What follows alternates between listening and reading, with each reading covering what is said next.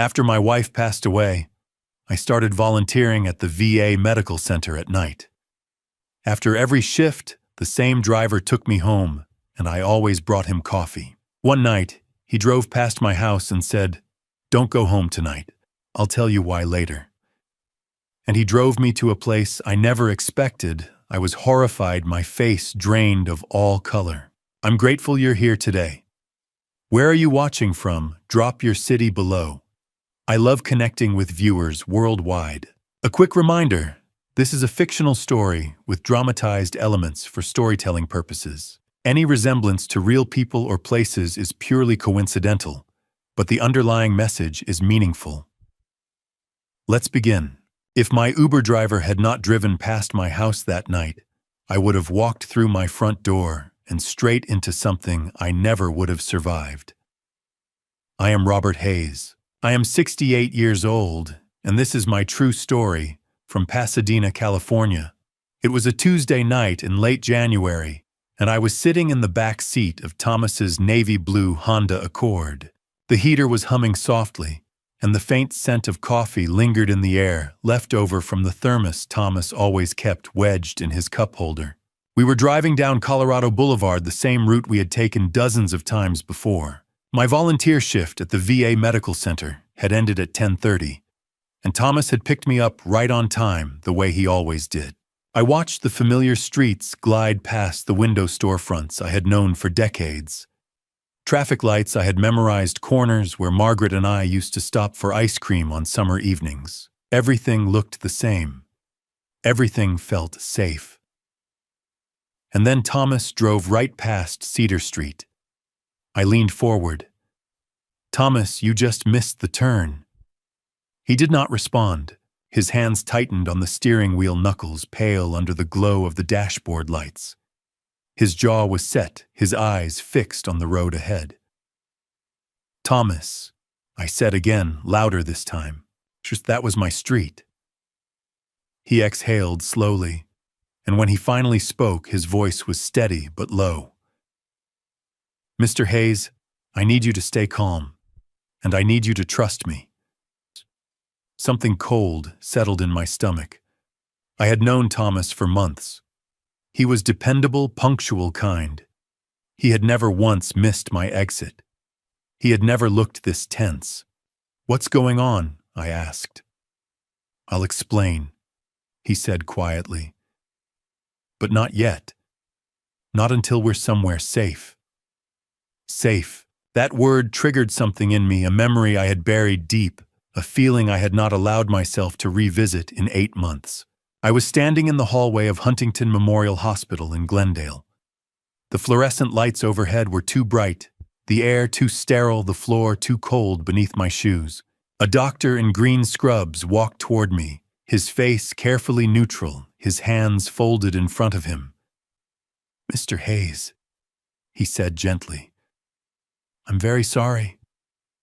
We did everything we could." I do not remember what I said.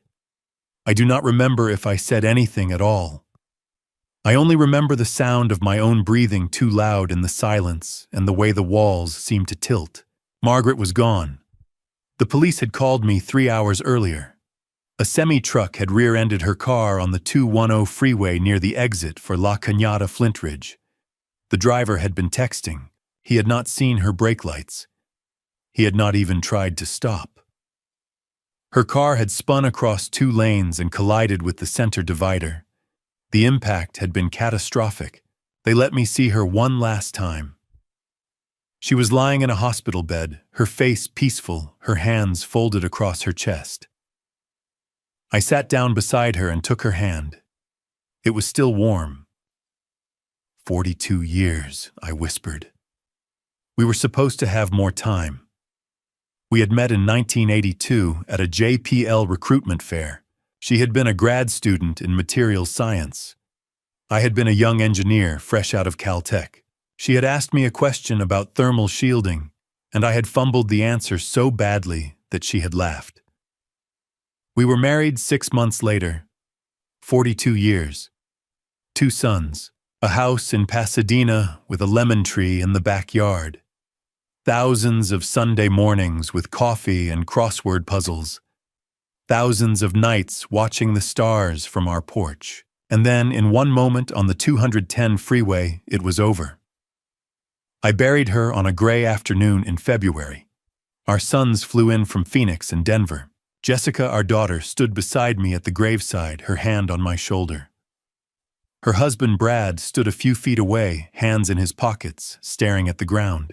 I remember thinking how quiet it was, how still. I remember thinking that this was the worst thing that could ever happen to me.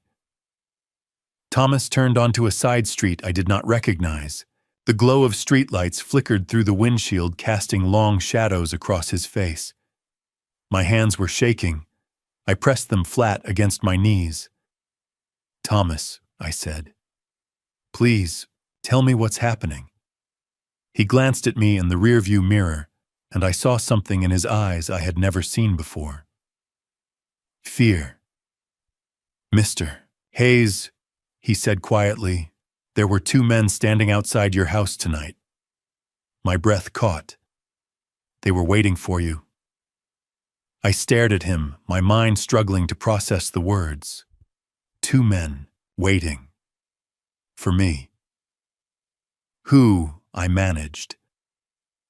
Thomas did not answer right away. He turned into an empty parking lot behind a Vaughn's grocery store and put the car in park. Then he turned around to face me. "I don't know who they are," he said, "but I know who sent them." The weight of those words hit me like a physical blow. I had thought losing Margaret was the worst thing that could ever happen to me. I was wrong. The house felt different without her. Not just quiet, empty. Every morning I woke up to the same thing, sunlight slanting through the blinds, the hum of the refrigerator in the kitchen, the faint creak of the floorboards as I walked downstairs. But there was no coffee brewing. No crossword puzzle spread open on the dining table. No Margaret humming softly as she watered the lemon tree in the backyard. Just silence. I had lived in that house for nearly 30 years. Margaret and I had bought it in the mid-90s, back when old Pasadena was still affordable, or at least what passed for affordable in Southern California. It was a craftsman-style bungalow, with a wide front porch, a detached garage, and a backyard shaded by a single jacaranda tree. The real estate agent had told us it was worth maybe $400,000 back then. Now, according to the latest assessment, it was valued at $2.3 million. I had also accumulated just over $600,000 in my retirement accounts, saved carefully over 32 years as an aerospace systems engineer at the Jet Propulsion Laboratory. I had retired 3 years earlier at 65, after spending most of my career designing thermal management systems for deep space missions. It had been a good life, a stable life, but now sitting alone in that big house every evening, I felt like a guest in my own home. Jessica came to visit the day after the funeral. She was my daughter, 38, slim, with her mother's dark hair and careful way of speaking. She stood on the porch and hugged me tightly, her shoulders shaking. "I'm so sorry, Dad," she whispered. "I'm so sorry." I held her and said nothing. What was there to say? Her husband, Brad, had driven her over, but he stayed outside by the car. He was tall, broad-shouldered, with a clean-shaven face and the kind of posture that looked rehearsed. He did not come inside. He did not offer condolences. He just leaned against the hood of his car with his arms crossed, staring at his phone. Jessica pulled back and wiped her eyes. "Dad, if you need anything at all, just call me. I'm here for you. I mean it." I believed her. At the time, I truly believed her. She visited twice more in the following weeks, bringing casseroles I did not eat, and asking careful questions about how I was sleeping, whether I was eating, if I needed help with paperwork. I told her I was fine. I told her I was managing. I was not fine. But I did not know how to say that. The nights were the hardest. I tried watching television. I tried reading. But the house pressed in on me, the silence so thick I could feel it against my skin. I started going to bed later and later, hoping exhaustion would pull me under before my thoughts could catch up. It did not work. So I did what Harold told me to do. I kept moving. Harold was 82, a former Air Force pilot who had flown cargo missions in Vietnam. I met him at the VA Medical Center in downtown Los Angeles, where I had started volunteering 3 nights a week, Tuesdays, Thursdays, and Saturdays, from 6 in the evening until 10:30 at night. The center ran a technical training program for veterans transitioning into civilian careers, and they needed someone who could teach basic engineering skills, circuitry design, and systems troubleshooting. I was not a teacher, but I needed somewhere to go. Harold was one of the older volunteers, a wiry man with a white beard and sharp blue eyes. He had lost his wife 6 years earlier, and he told me the same thing every time he saw me slumped in the break room after a shift. "Listen, kid," he said one night, pouring himself a cup of burnt coffee from the communal pot. "You gotta keep moving. The second you stop, the pain catches up. Trust me." "I know." I nodded. I did not tell him that the pain had already caught up, that it had been there the whole time, sitting in the passenger seat of my life, waiting for me to acknowledge it. One Thursday night in late October, I almost caused an accident on the drive home. I had been staring at the road for so long that the white lines started to blur together, and I did not see the red light at the intersection of Arroyo and California until I was already halfway through it. A car honked. Tires screeched. I jerked the wheel and pulled over, my hands shaking on the steering wheel. I sat there for 10 minutes trying to catch my breath. The next morning, my son called. He lived in Arizona, now worked in finance, and we had not spoken much since the funeral. He asked how I was doing, and I told him about the near miss. "Dad," he said, his voice careful, "maybe you should think about using a rideshare service, at least at night, just until your vision adjusts." I resented the suggestion, but I also knew he was right. So the following Tuesday, I downloaded the Uber app. I felt ridiculous. I was a man who had spent 3 decades designing systems that traveled to the outer reaches of the solar system, and I could not figure out how to request a car on my phone. It took me 15 minutes just to enter my credit card information. But at 10:30 that night, when my shift at the VA ended, I stood outside the building and tapped the button. 5 minutes later, a navy blue Honda Accord pulled up to the curb. The driver rolled down the window. He was a black man in his mid-40s with close-cropped hair and a calm, steady voice. "Mr. Hayes," he asked. I nodded and climbed into the back seat. The car was clean. There was a faint scent of lemon from an air freshener hanging from the rearview mirror, and the upholstery was spotless. I noticed a small thermos wedged into the cup holder and a neatly folded jacket on the passenger seat. "Good evening," the driver said. "I'm Thomas. I'll get you home safe." I nodded again, still feeling awkward. I was not used to being driven by strangers. I was not used to sitting in the back seat of someone else's car. Thomas did not try to make small talk. He simply put the car in drive and pulled smoothly into traffic. His hands were steady on the wheel. His movements were deliberate, controlled. He did not speed. He did not weave through lanes. He drove the way someone drives when they actually care about the person sitting behind them. When we pulled up outside my house on Cedar Street, I reached for my wallet, but Thomas shook his head. "It's already charged to your card, Mr. Hayes. You're all set." I thanked him and opened the door, but I noticed something as I walked up the driveway. Thomas did not drive away. He waited, his car idling at the curb, headlights still on engine, humming softly. He waited until I had unlocked my front door, stepped inside, and turned on the porch light. Only then did he pull away. I did not think much of it at the time. It seemed like a small gesture, polite, maybe even standard practice for rideshare drivers. But looking back now, I realize that was the first sign that Thomas saw things other people missed. Over the next 3 weeks, Thomas became the one constant in my routine. Every Tuesday, Thursday, and Saturday night, I would stand outside the VA medical center at 10:30, phone in hand, and request a ride. And every time without fail, it was Thomas who pulled up to the curb in his navy blue Honda Accord. At first I thought it was a coincidence, but after the 5th or 6th time I started to wonder. One Thursday night as I climbed into the back seat, I finally asked, "Do you work this area a lot?" Thomas glanced at me in the rearview mirror. "I run the night shift, downtown to Pasadena mostly. It's quieter, safer for riders heading home late." "Makes sense," I said. He nodded. "Plus, I know the streets pretty well by now. Don't need the GPS half the time." As if to prove his point, he pulled away from the curb and took a left onto Alameda without even glancing at his phone. He knew exactly where he was going. By the second week, I stopped sitting in the back seat. It felt too formal, too much like being chauffeured. One night I opened the front passenger door instead, and Thomas did not seem surprised. He just adjusted the seat back a little to give me more legroom and said, "Welcome aboard." We started talking.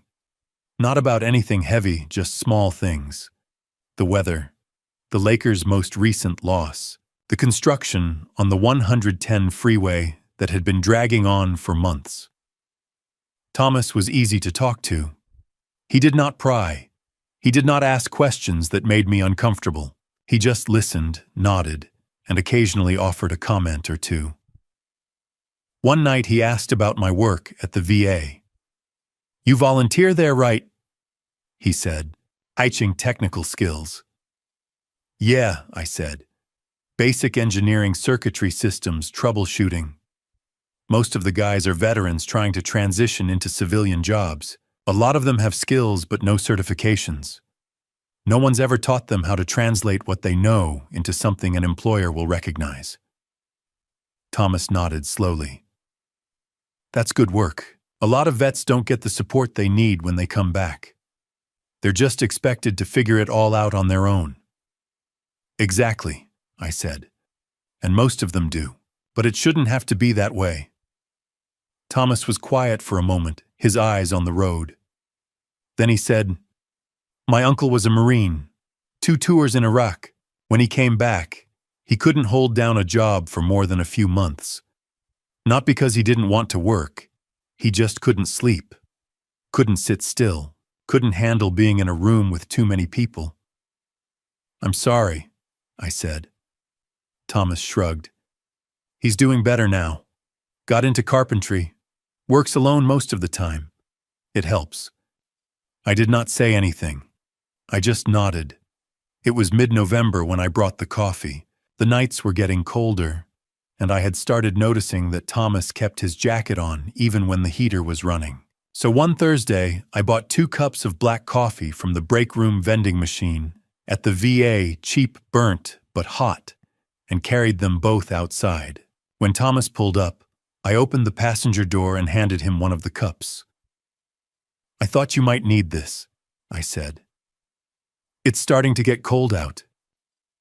Thomas stared at the cup for a moment, surprised. "Mr. Hayes, you didn't have to do that." "Call me Robert," I said. "And yes, I did.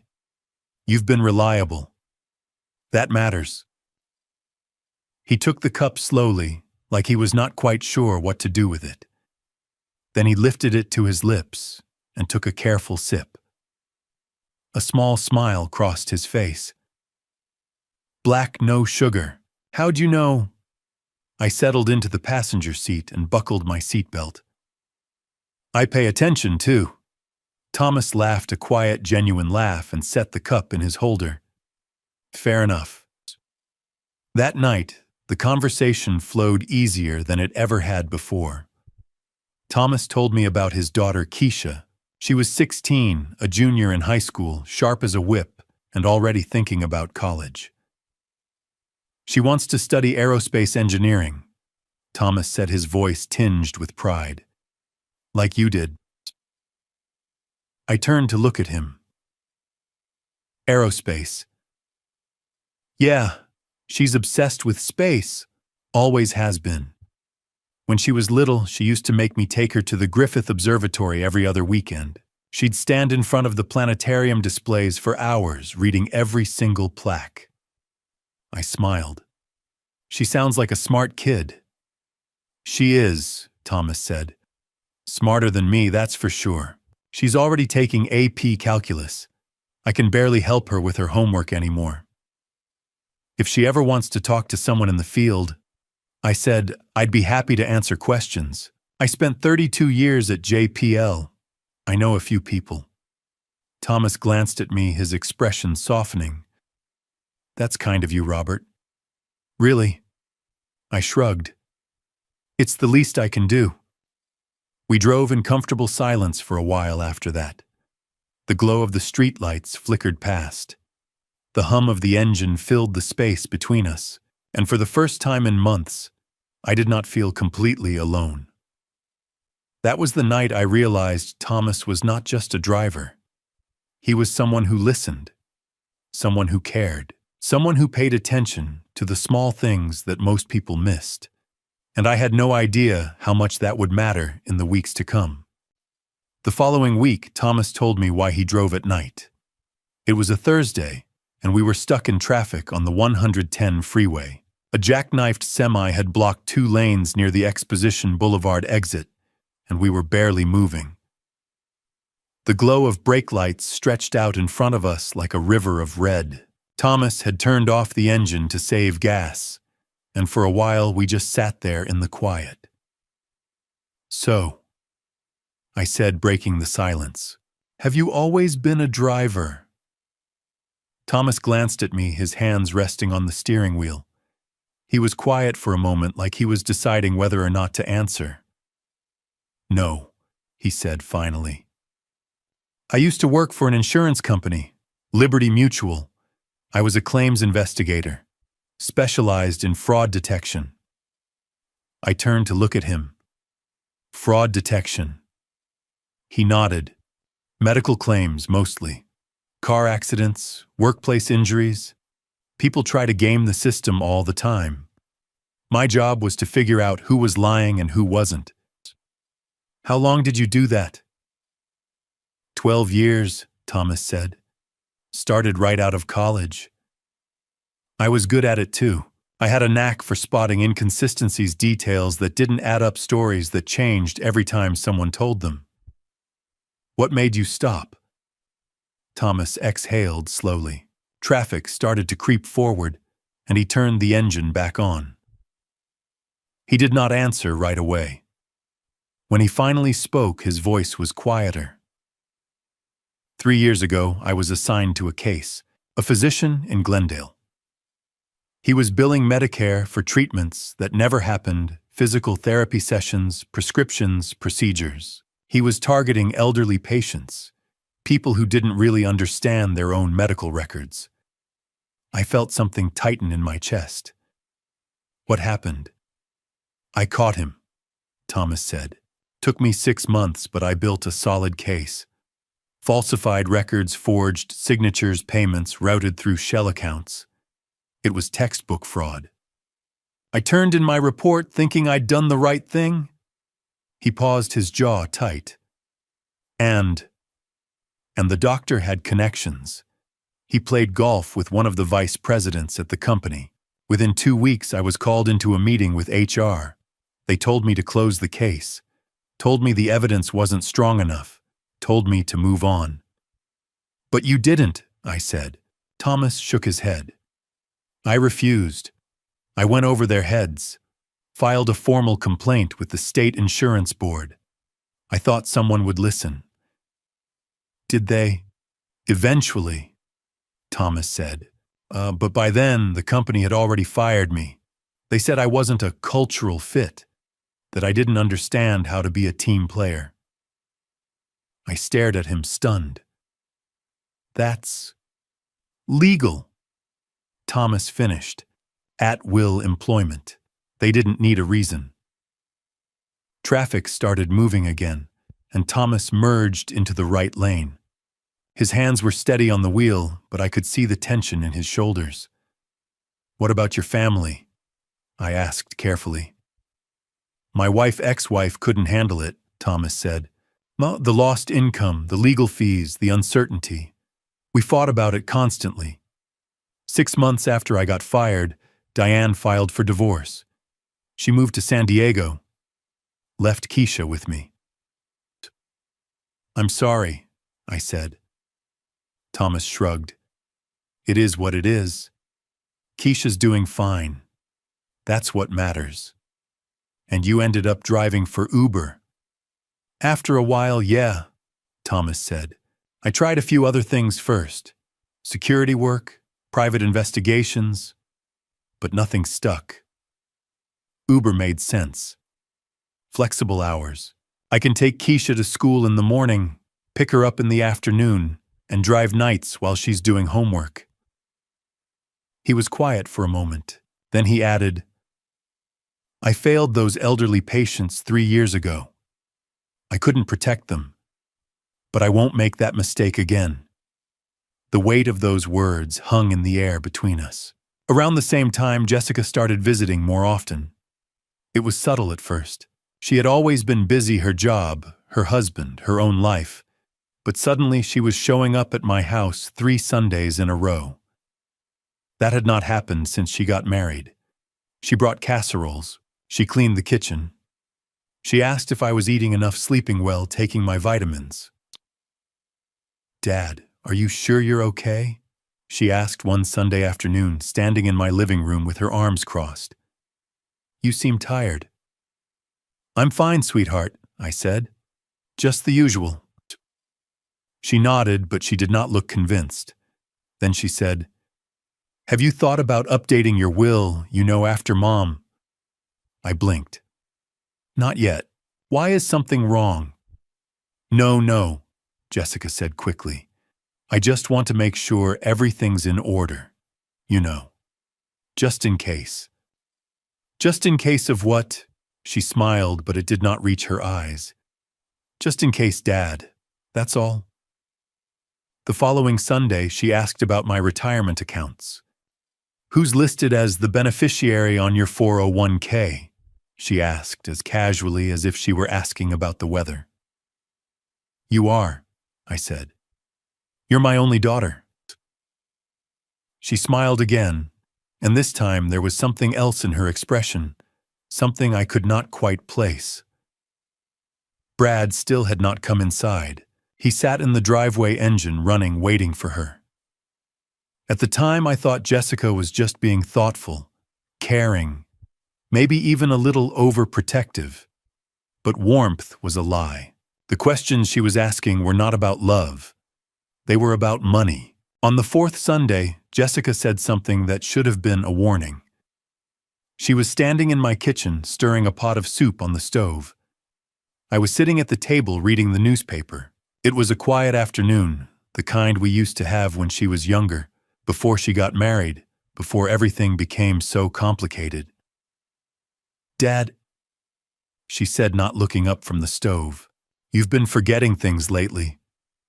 I glanced up. "What do you mean?" She turned to face me, her expression carefully neutral. "Last week you called me Jennifer. That's not my name." I blinked. You did, she said. "And you asked me about Mom's book club. Mom stopped going to book club 3 years ago." I felt something shift inside me, a small, uncomfortable flicker of doubt. "I don't remember that." "I know," Jessica said gently. "That's what worries me." I set the newspaper down. "Sweetheart, I think I was just distracted. It happens." "Maybe, she said. "But it's happening more often. Have you thought about seeing a doctor?"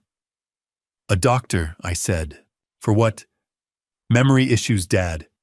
At your age, they can be serious." I frowned. "I'm 68. A little forgetfulness is normal." Jessica crossed her arms. "I know, but Mom would have wanted me to make sure you're okay." The mention of Margaret hit me harder than I expected. I looked away. Maybe you're right, I said quietly. I'll make an appointment. Jessica smiled, but there was something brittle about it. Good. I'll feel better knowing you're taking care of yourself. After she left, I sat alone at the kitchen table for a long time. I tried to remember if I had really called her Jennifer. I tried to remember if I had asked about Margaret's book club. But the more I tried, the less certain I became. What I did not know then, what I would not learn until much later, was that around the same time, Thomas was hearing something strange in his car. Something about me. It was 2 nights later, a Tuesday just after 11:15. Thomas had just dropped me off at my house on Cedar Street and was heading back toward downtown when his phone pinged with a new ride request. The pickup was at a bar called the Edison on Spring Street, a dimly lit speakeasy-style place that catered to businessmen and late-night drinkers. Thomas pulled up to the curb and waited. A man stumbled out of the bar a few minutes later. He was tall, broad-shouldered, well-dressed in a way that looked expensive but disheveled. His tie was loose, his collar unbuttoned. He reeked of whiskey. Thomas unlocked the doors. The man climbed into the back seat and slumped against the window. "Glendale," the man muttered. "I'll put the address in." Thomas nodded and pulled into traffic. He had driven plenty of drunk passengers before. Most of them were harmless, tired, chatty, or passed out in the back seat. This man seemed angry. "Goddamn old man," the man muttered under his breath. "Sitting on all that money, doing nothing with it." Thomas kept his eyes on the road. He did not respond. The man pulled out his phone and made a call. He did not bother lowering his voice. "Yeah, I'm handling it," the man said loudly. "She's got him wrapped around her finger. Just need a few more weeks." Thomas glanced at the rearview mirror. The man was staring out the window, his jaw tight. "The house in Pasadena alone is worth over $2 million, the man continued. "Plus the retirement accounts. We're talking $3 million easy." Thomas felt something cold settle in his chest. Pasadena. Old man. $3 million. He kept his face neutral, his hands steady on the wheel, but his mind was racing. "Just get the paperwork signed," the man said. "Once he's declared incompetent, we move him into a facility. Then we sell the house and liquidate the accounts. Simple." Thomas turned onto the 134 freeway, his thoughts spinning. He had heard enough drunk passengers say stupid things to fill a book, but this was different. This was deliberate, calculated. The man ended the call and tossed his phone onto the seat beside him. He leaned his head back and closed his eyes. Thomas drove in silence. When they reached the address in Glendale, a modern condo complex near Brand Boulevard, the man climbed out without a word. No tip. No thank you. Just the sound of the car door slamming shut. Thomas sat in the driveway for a moment, staring at the empty street. Pasadena. An old man. $3 million. He did not know who the old man was. Not yet, but he had just heard the first piece of a picture that was about to involve me. 5 days later, something happened that I had no idea about. But it would save my life. Thomas told me this story months later, after everything was over. I am telling it to you now, so you understand just how close I came to losing everything. It was a Tuesday night, 5 days after Thomas had driven the drunk man home to Glendale. He was sitting in his car near the VA Medical Center waiting for his next ride request when his phone pinged. The name on the screen was Brad M. Thomas stared at it for a moment. Brad, the drunk man from the bar. The one who had talked about an old man in Pasadena and $3 million. Thomas accepted the ride. The pickup location was a bar called the Golden Gopher on South Main Street, a narrow, dimly lit place that smelled like spilled beer and old wood. Thomas pulled up to the curb at 10:50 and waited. A few minutes later, Brad stumbled out. He looked worse than he had the first time, tie hanging loose, shirt untucked, eyes unfocused. He climbed into the back seat and slumped against the window. "Glendale," he muttered. "Same place as last time." Thomas nodded and pulled into traffic. He did not say anything. He just drove, keeping his eyes on the road, his ears open. For the first few minutes, Brad was silent. Then his phone rang. "Yeah," Brad said loudly. "I'm on my way." Thomas glanced at the rearview mirror. Brad was staring out the window, his jaw tight. "The doctor agreed," Brad said. "Dr. Lawson, $10,000. He'll sign the paperwork. Says the old man has early onset cognitive decline." Thomas felt his pulse quicken. He kept his face neutral, his hands steady on the wheel. "After that, we get power of attorney," Brad continued. "You move him into a facility. Sell the house. Easy." Thomas's mind was racing. Power of attorney. Facility. Sell the house. This was not just talk. This was a plan. "Jessica's getting nervous," Brad said.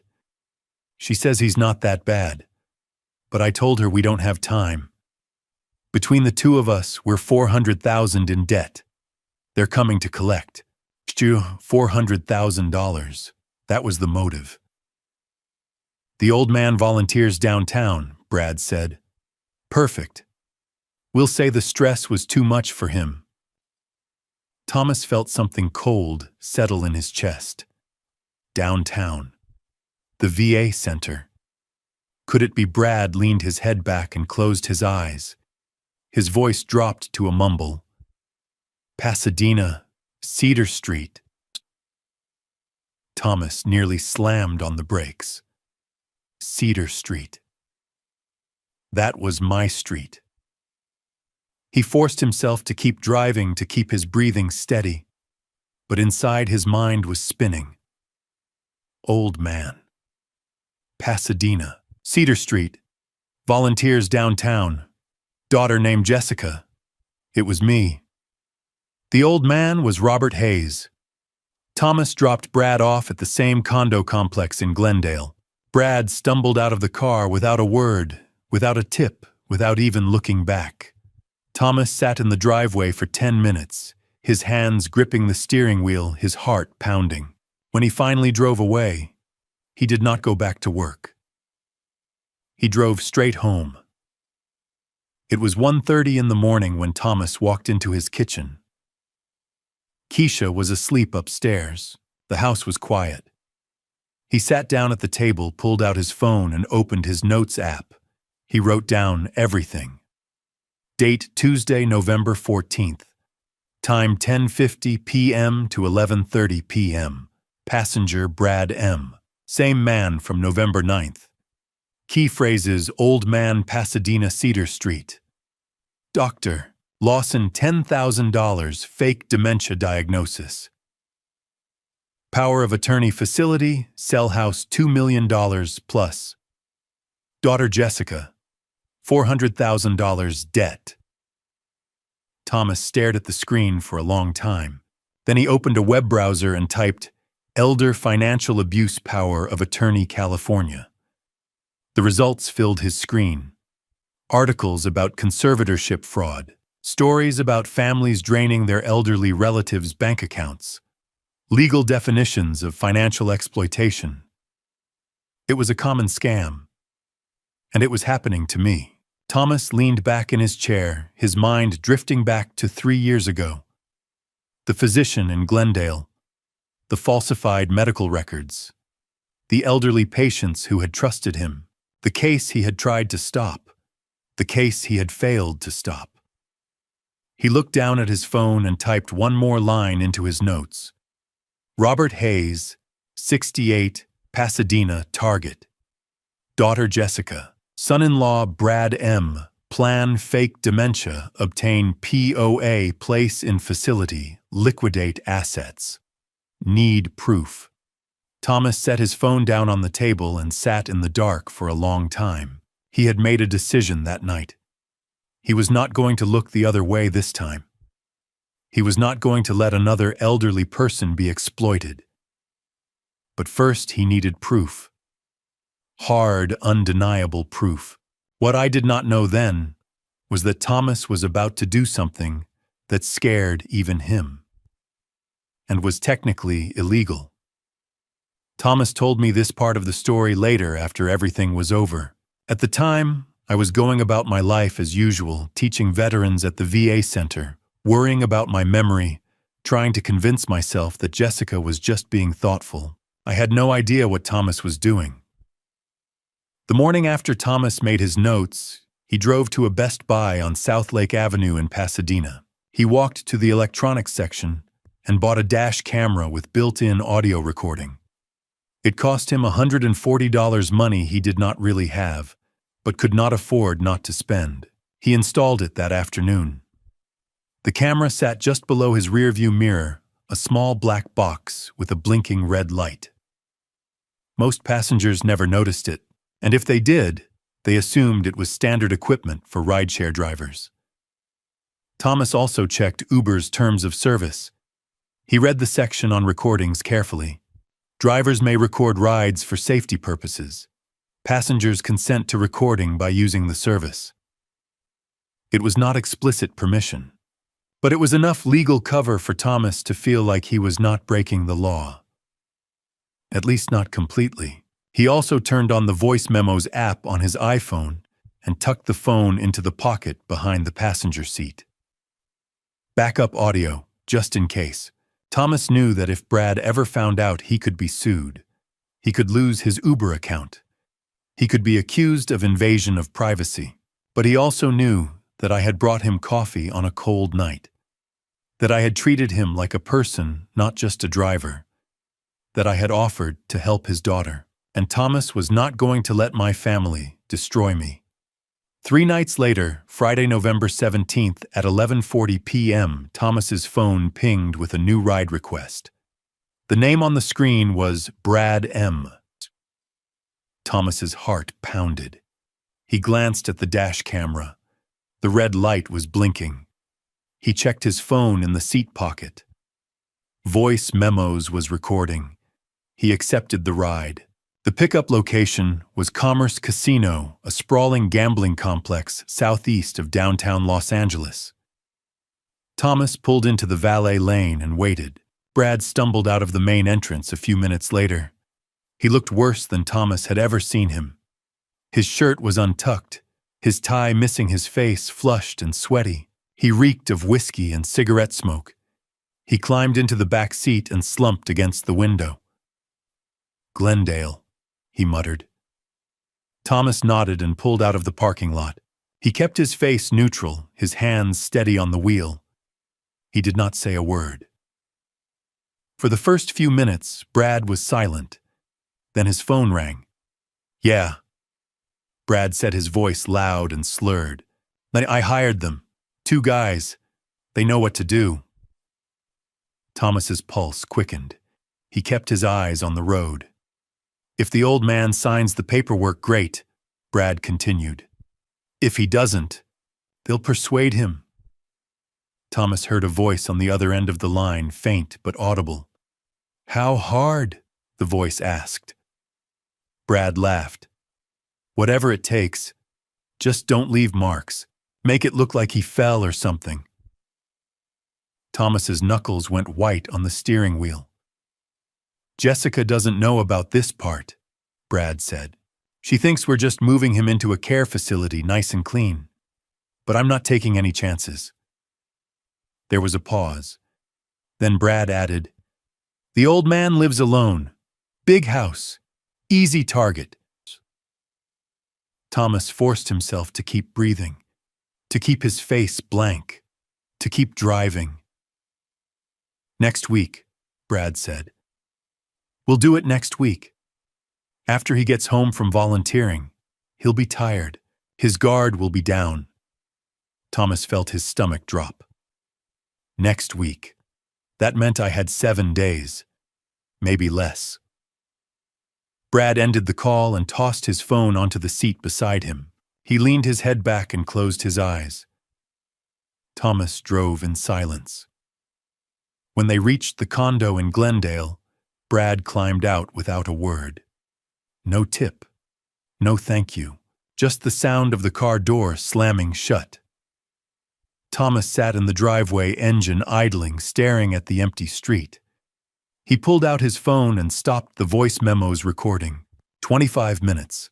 He had 25 minutes of Brad's voice, clear and unmistakable, talking about hiring 2 men to persuade an old man in Pasadena. Thomas sat there for a long time, his hands shaking. This was not just financial fraud anymore. This was not just about stealing my money. This was a plan to hurt me, maybe even to make sure I did not wake up. That week, I noticed Thomas seemed tense. I did not understand why. What I did not know, what Thomas told me months later, was that he was struggling with an impossible choice. He told me about the night he almost gave up. It was 2 a.m. on a Saturday. Thomas had just gotten home after dropping Brad off in Glendale. The house was dark. Keisha was asleep upstairs. Thomas sat at his kitchen table, staring at his phone, unable to sleep. He had 25 minutes of recorded audio sitting in his voice memos app. Clear, undeniable evidence that someone was planning to hurt an elderly man in Pasadena. Someone was planning to hurt me. But what was he supposed to do with it? If he went to the police, they would ask him who the victim was. They would ask him how he knew, and he would have to admit that he had been recording passengers in his car without their explicit consent. He could lose his Uber account. He could be sued for invasion of privacy. He could even be charged with a crime. And even if the police believed him, even if they took him seriously, would I believe him? Would I trust a rideshare driver I had only known for a few weeks over my own daughter? Thomas sat there in the dark, his head in his hands, replaying the recording in his mind. Brad's voice, the casual cruelty of it. Make it look like he fell or something. Thomas had failed once before. 3 years ago, he had tried to stop a fraud case, and he had been punished for it. He had lost his job, his marriage, his career. And now he was being asked to risk everything again. For a man he barely knew, he was about to turn off his phone and go to bed when he heard footsteps on the stairs. Keisha appeared in the doorway wearing an oversized Caltech sweatshirt and holding a glass of water. Her hair was pulled back in a messy bun, and she looked half asleep. "Dad," she said. "You okay?" Thomas looked up. "Yeah, sweetheart. Just couldn't sleep." Keisha sat down across from him at the table. She set her water down and studied his face the way she always did when she knew something was wrong. "What's going on?" she asked. Thomas hesitated. "What if someone you cared about was in danger from their own family and they didn't know it?" Keisha frowned. "Then you'd tell them." "What if they didn't believe me?" "Then you'd show them proof," Keisha said simply. "You're good at that, Dad. That's what you used to do for a living." Thomas was quiet. Keisha leaned forward, her voice soft but firm. "Dad, you've spent my whole life telling me that the worst thing a person can do is see something wrong and look away. You've told me that over and over. Don't start looking away now." Thomas felt something loosen in his chest. He reached across the table and squeezed her hand. "Thank you, sweetheart." She smiled. "Go to bed, Dad. You'll figure it out." Thomas nodded. And in that moment, sitting in the dark kitchen with his daughter, he made his decision. He was going to act. He was going to protect me whether I believed him or not. The following Tuesday night, I climbed into Thomas's car with 2 cups of coffee the way I always did. Thomas took one of the cups, but he did not drink right away. He just held it in his hands, staring out the windshield. "Mr. Hayes," he said carefully, "can I ask you something personal? I glanced at him, surprised. Of course. Your daughter, Jessica. Do you see her often? I smiled. More than I used to. She's been wonderful since Margaret passed.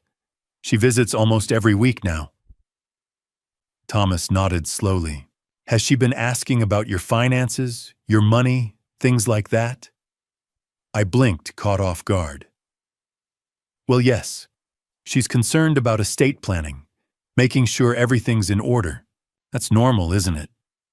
Thomas was quiet for a moment. Then he said, I've seen a lot of things in my old job, Mr. Hayes. I worked in insurance fraud for 12 years, and I learned that sometimes the people who seem the most caring, the most concerned, have other reasons. I felt a flicker of discomfort. Thomas, what are you trying to say? He turned to look at me, his expression serious. Just be careful. Make sure you're trusting the right people. I laughed, but it sounded hollow even to my own ears. Thomas, Jessica is my daughter. Of course I trust her. Thomas did not say anything. He just nodded and started driving. We rode in silence for a while. The glow of the streetlights flickered past the windows. The hum of the engine filled the space between us. When we pulled up outside my house on Cedar Street, Thomas turned to me one more time. Mr. Hayes, he said quietly. If anything ever feels wrong, anything at all, call me. Okay, I mean it. I nodded, still confused. Okay, Thomas, I will. I watched him drive away, wondering what that conversation had been about. 2 days later, on Thursday afternoon, Jessica showed up at my house with 2 bags of Chinese takeout. We ate together in the kitchen orange chicken fried rice egg rolls, and for a while, it felt like old times. Like before Margaret died. Like when Jessica was still my little girl. Then after we finished eating, Jessica set down her fork and looked at me. Dad, she said gently. I made you a doctor's appointment. I blinked. What? You said you'd go, she said. Remember to get your memory checked. I hesitated. I did. Yes. Jessica said, her voice soft and patient. And Dad, this week you called me twice to ask me the same question. You asked me if I had heard from your accountant. Both times. And you forgot we had plans for lunch on Tuesday. I stared at her, my stomach sinking. I did not remember calling twice. I did not remember any lunch plans on Tuesday. A cold knot formed in my chest. I really forgot. Jessica's eyes filled with tears. Yes, Dad. You did.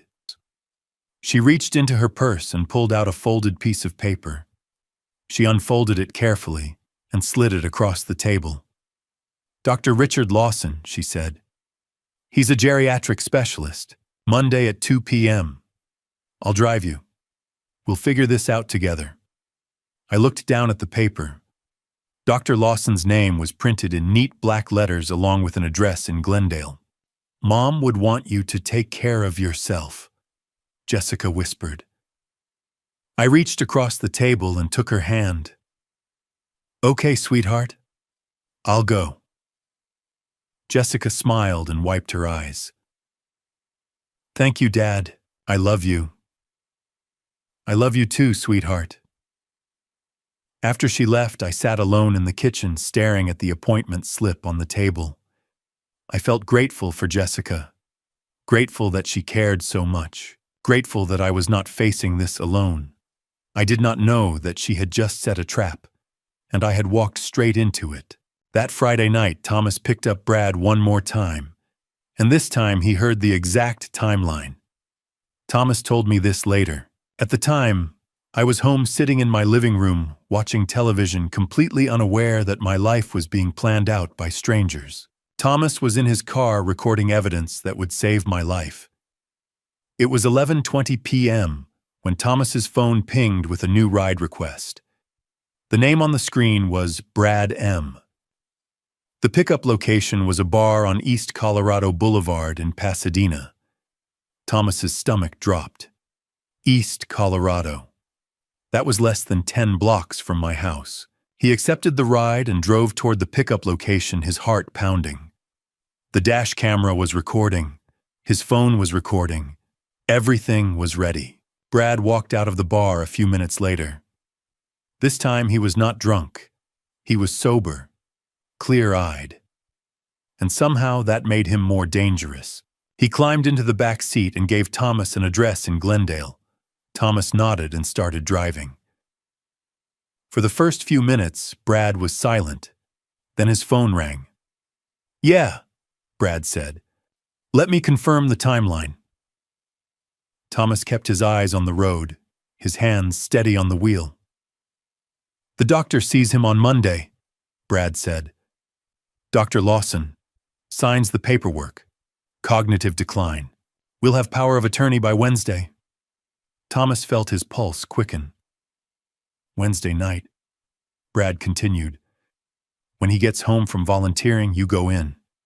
He'll be alone. Just get him to sign the asset transfer. If he refuses..." There was a pause.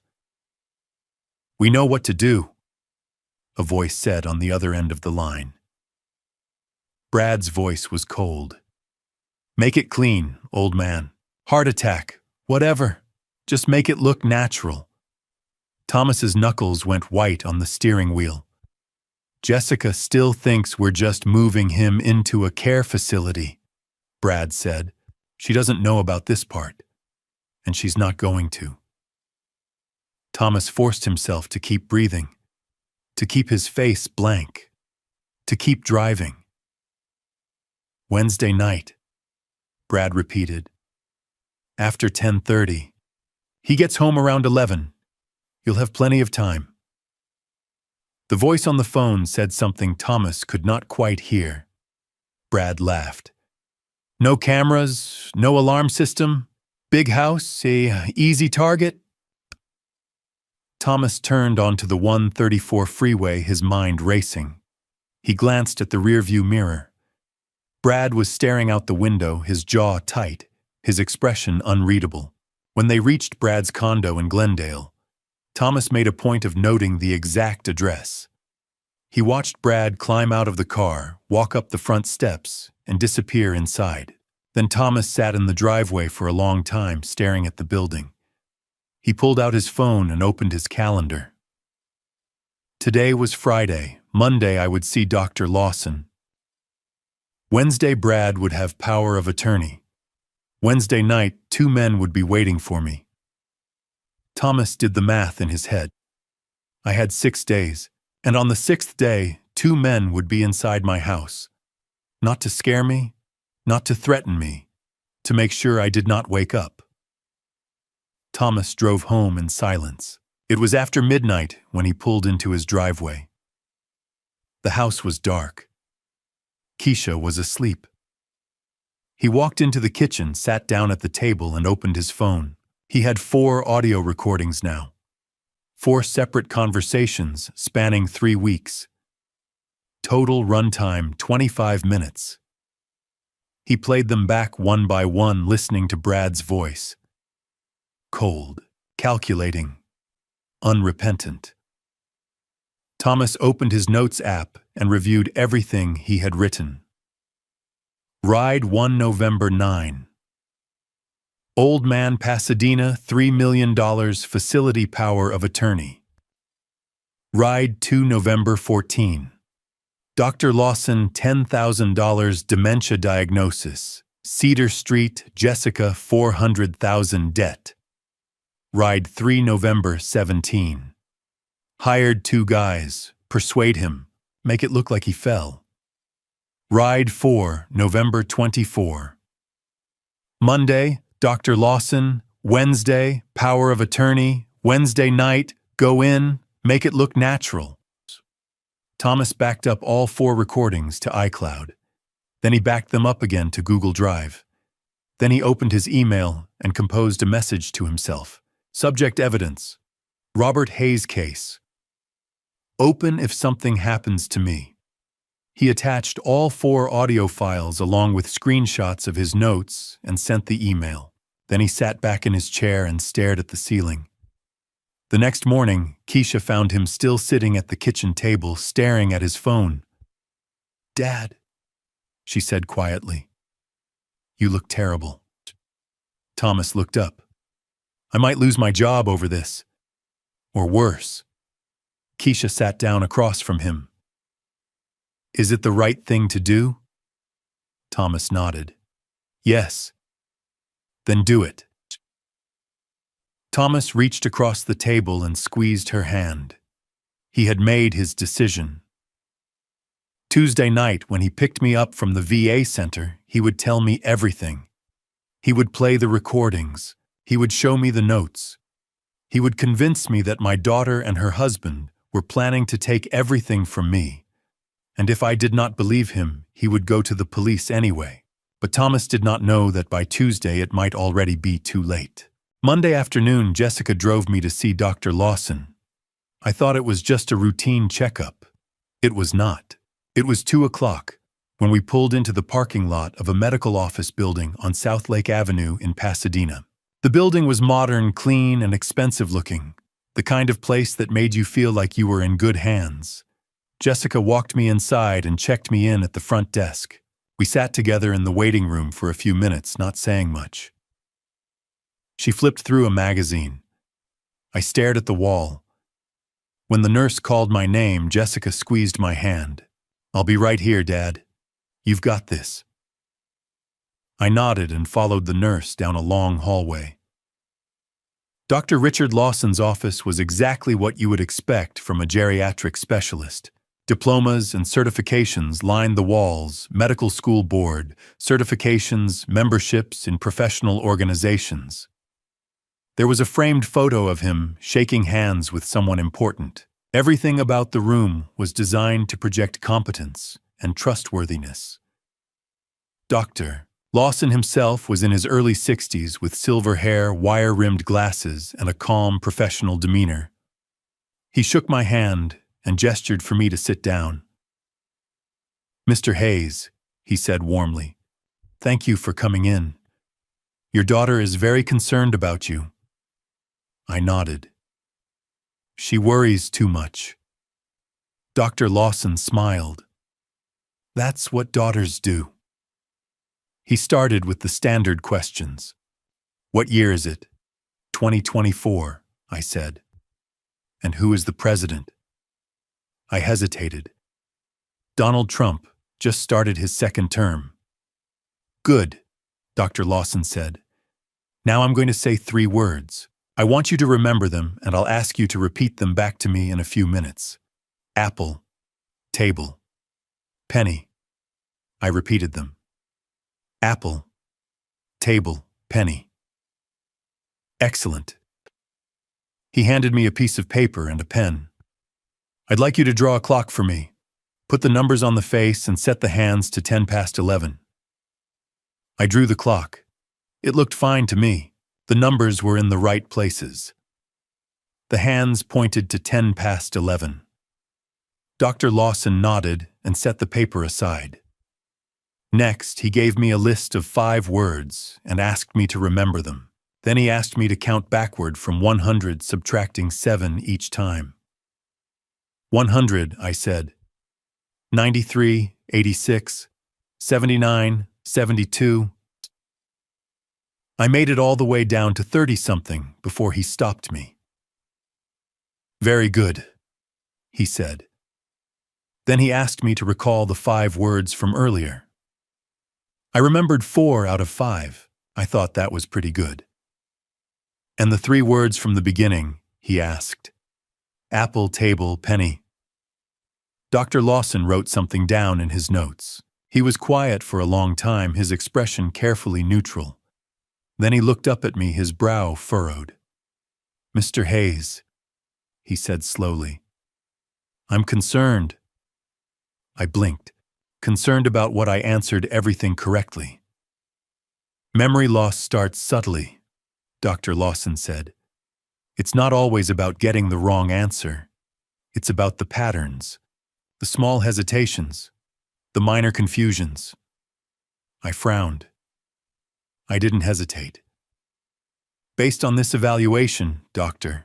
Lawson continued as if I had not spoken, I'm seeing signs of early-stage cognitive decline.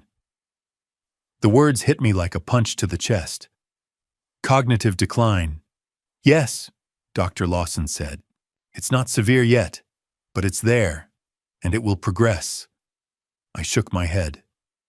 No, that's not I'm fine. I feel fine. Dr. Lawson pulled out a prescription pad and started writing. I'm prescribing donepezil. It's a medication for early-stage dementia. It won't reverse the condition, but it may slow the progression. I stared at him, my mind spinning. Dementia. I don't have dementia. Dr. Lawson set the prescription down on the desk and looked at me with what I thought was sympathy. I know this is difficult to hear, Mr. Hayes, but early intervention is crucial. He pressed a button on his desk phone. Can you send Jessica in, please? A moment later, Jessica appeared in the doorway. Doctor, Lawson turned to her, as if I were no longer in the room. Your father needs close supervision. I recommend you consider placing him in an assisted living facility within the next few months, for his own safety. Jessica's eyes widened. She put her hand over her mouth. Oh my God!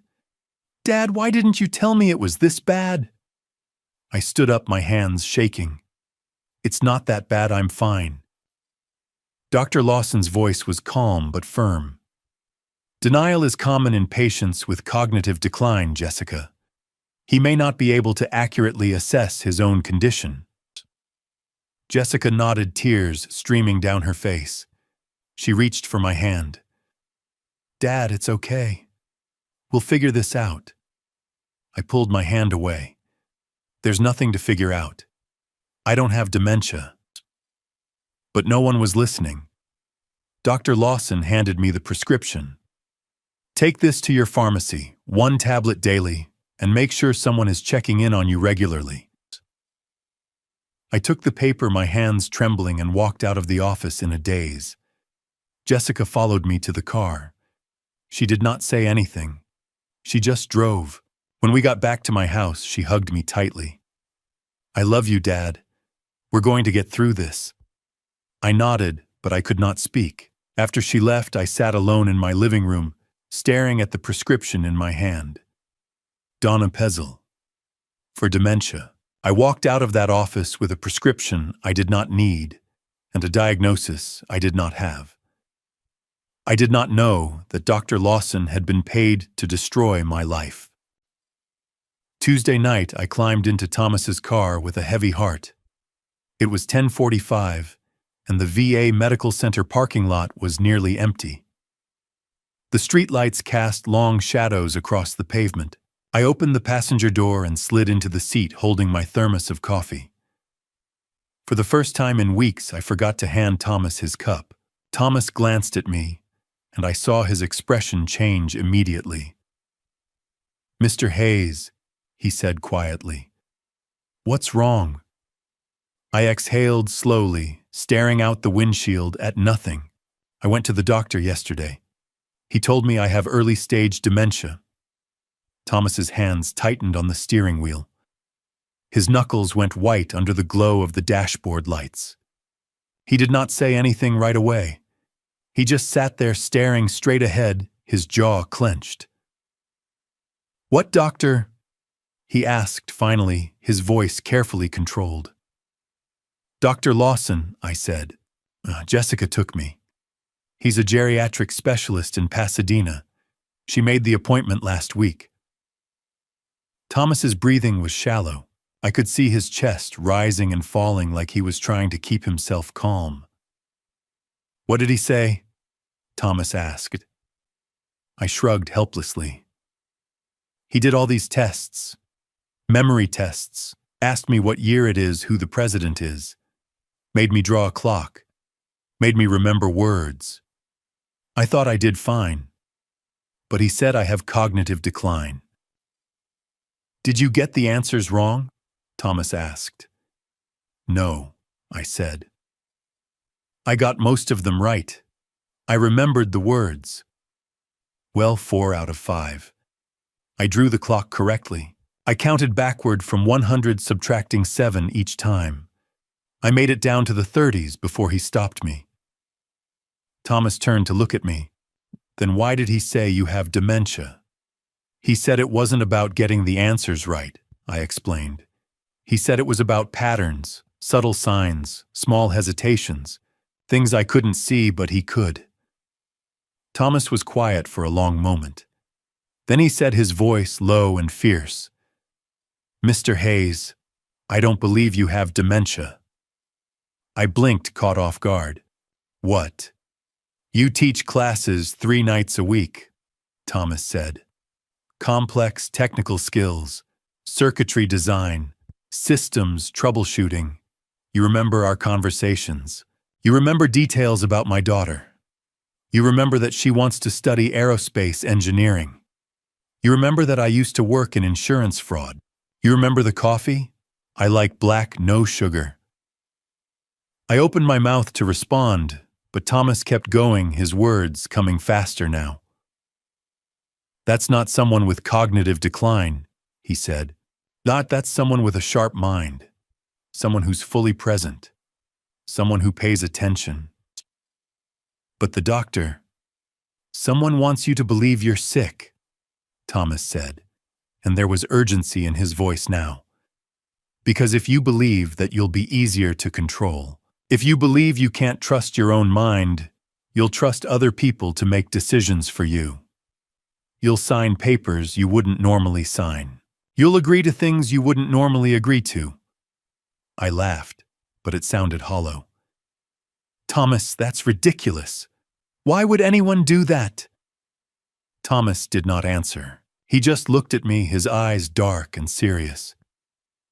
Jessica is my daughter, I said, my voice rising slightly.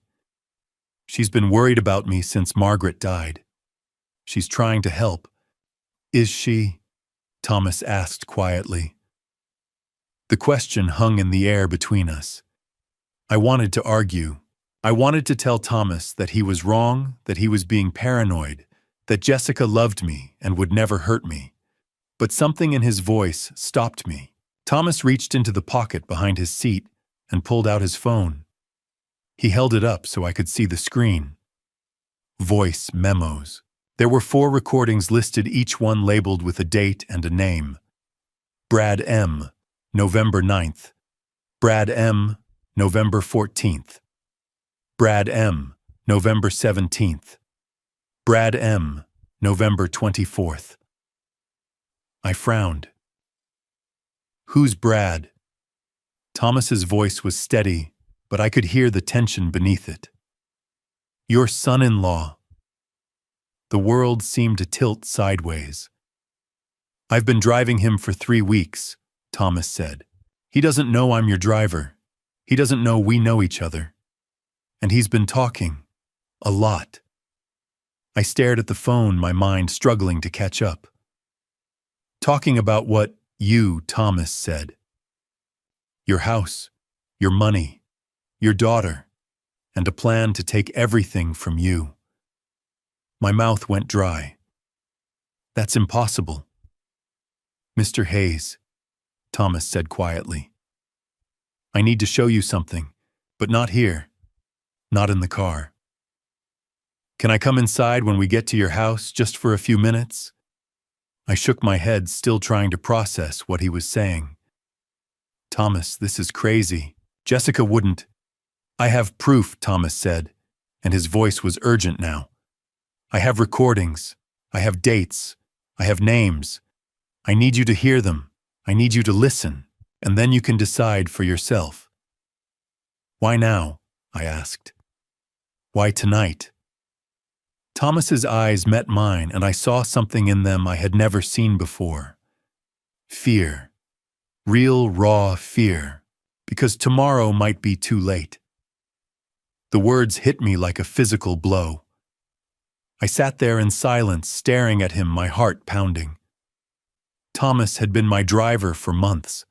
He had been dependable, kind, thoughtful. He had waited until I was safely inside my house before driving away. He had remembered my routine. He had brought his daughter into our conversations because he trusted me. And now he was asking me to trust him. I looked down at the phone in his hand. 4 recordings. 4 dates. Brad's name. "What's on those recordings?" I asked quietly. "Everything," Thomas said. "The whole plan. Start to finish." I closed my eyes and took a slow breath. When I opened them again, Thomas was still watching me, waiting. "Okay," I said finally. "Come inside." Thomas nodded, and I saw the tension in his shoulders ease just slightly. He slipped his phone back into his pocket and put the car in drive. "Thank you," he said quietly. We pulled out of the parking lot and onto the street. The city lights blurred past the windows. Neither of us spoke. I should have asked more questions. I should have demanded to know what was on those recordings. I should have told Thomas to take me home and leave me alone, but something in his voice told me that this was serious, deadly serious, and I was right. But we never made it inside, because Thomas saw something I did not. Thomas drove toward my house on Cedar Street, the same route we had taken dozens of times before. I sat in silence, staring out the window, my mind still spinning from what he had just told me. Recordings. Brad. A plan. It did not make sense. None of it made sense. "Mr. Hayes," Thomas said quietly, "I need to drive past your house once before we stop. Just trust me." I frowned. "Why?" "Just trust me," Thomas repeated. He turned onto Cedar Street and slowed the car to a crawl. I looked out the window at my house, the wide front porch, the detached garage, the jacaranda tree in the yard. Everything looked normal, quiet, safe. But Thomas was not looking at my house. He was looking at the street. And then I saw his hands tighten on the steering wheel. "What?" I started to say. "Don't react," Thomas said, his voice low and tense. "Just act normal." I looked ahead, trying to see what he was seeing. At first, I did not notice anything. Just parked cars, dark windows, empty sidewalks. And then I saw them. 2 men standing on the sidewalk across the street from my house. Big men. Broad-shouldered. Wearing dark hoodies, hands in their pockets. They were not talking. They were not moving. They were just standing there watching. I did not recognize them. I had lived on this street for 30 years, and I had never seen them before. Thomas drove past them without slowing down. He did not stop. He did not turn into my driveway. He just kept going, as if he had missed the street entirely. "Thomas," I said, my voice tight. "What?" "Not yet," Thomas said quietly. He turned the corner onto the next block, and that was when I saw the car. A gray Honda Civic parked at the curb. The engine was running. I could see the faint glow of the taillights, but the headlights were off. And sitting in the driver's seat, phone pressed to his ear, was Brad. My son-in-law, sitting in a car, 1 block from my house, in the dark. Thomas kept driving. He turned left, then left again, looping around the block. He did not say anything. He just drove, his jaw clenched, his hands white-knuckled on the wheel. "Thomas," I said, my voice shaking now. "What the hell is going on?" Thomas did not answer right away. He turned into an empty parking lot behind a Vaughn's grocery store and put the car in park. Then he turned to face me. "There were 2 men standing outside your house," Thomas said, his voice steady but urgent. "They were waiting for you." My breath caught in my throat. "Who were they?" "I don't know their names," Thomas said. "But I know why they're there. Your son-in-law hired them. I stared at him, my mind struggling to process the words. Hired them for what? Thomas pulled out his phone and opened the voice memos app. He tapped on the most recent recording, Brad M., November 24th. Listen, Thomas said. He pressed play. Brad's voice filled the car, slurred, confident, cold. Wednesday night, when he gets home from volunteering, you go in. He'll be alone. Just get him to sign the asset transfer. If he refuses, a pause. Another voice, faint but audible. We know what to do. Brad again. Make it clean, old man. Heart attack, whatever. Just make it look natural. The recording stopped. I sat there in stunned silence, staring at the phone in Thomas's hand. That was Friday night, Thomas said quietly. 5 days ago. He said Wednesday night. Tonight is Tuesday. I looked up at him, my heart pounding. Wednesday, tomorrow. Thomas nodded. They were early, or maybe they were scoping out the area. Either way, they're there, right now, waiting for you. I felt like I could not breathe. Brad, my son-in-law. He hired people to... Yes, Thomas said. And Jessica?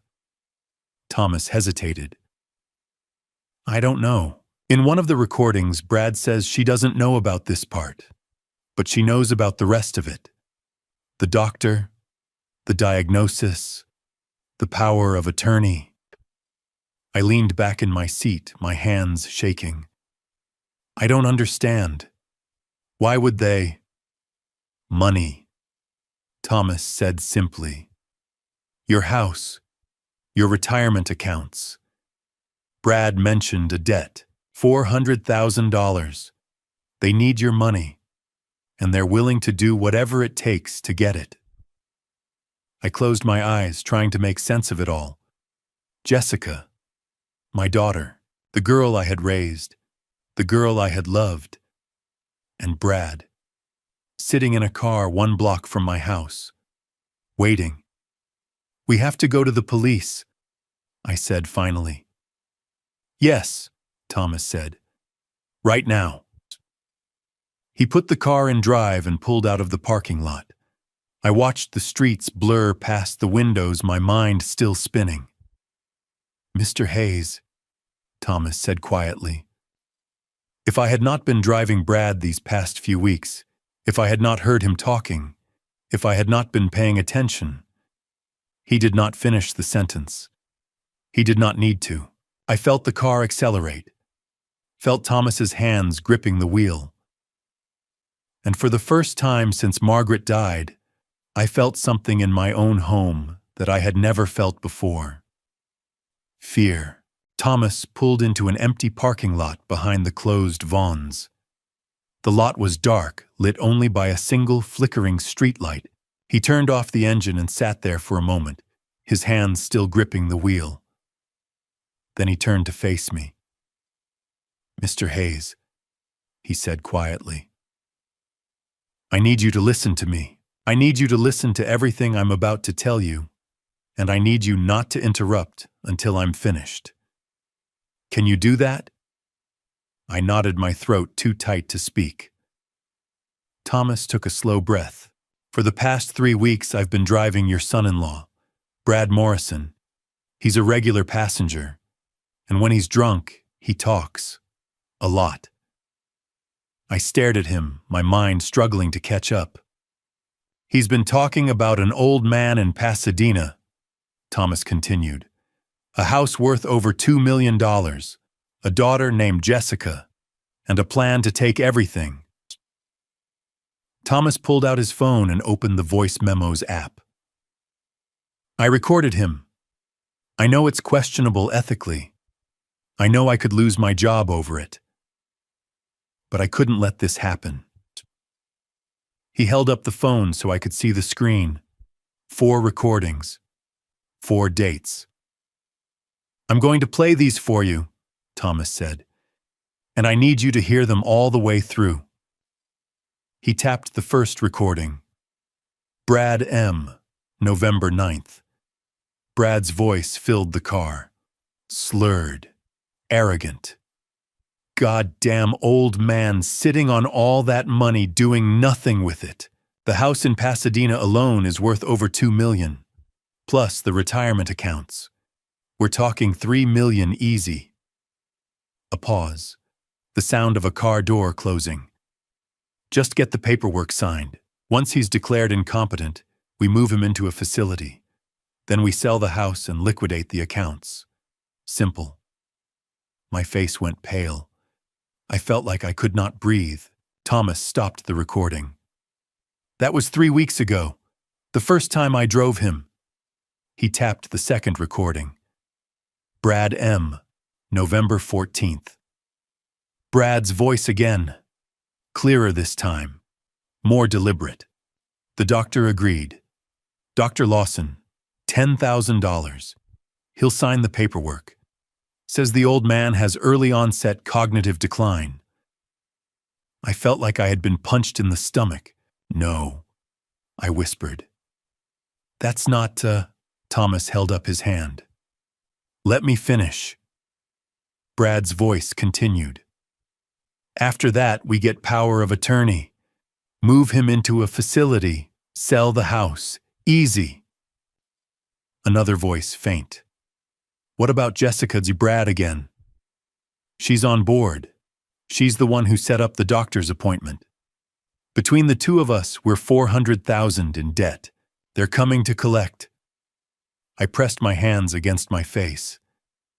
This can't be happening. Thomas tapped the third recording. Brad M., November 17th. Brad's voice was darker now. Colder. I hired them. 2 guys. They know what to do. A pause. If the old man signs the paperwork, great. If he doesn't, they'll persuade him. Another voice. How hard? Brad laughed. It was a sound I will never forget.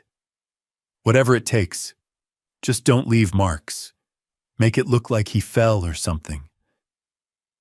My hands were shaking. He's talking about he's planning to... Yes, Thomas said quietly. Jessica doesn't know about this part. Brad's voice continued. She thinks we're just moving him into a care facility nice and clean. But I'm not taking any chances. Thomas stopped the recording. He looked at me, his expression somber. Mr. Hayes, he's not talking about scaring you.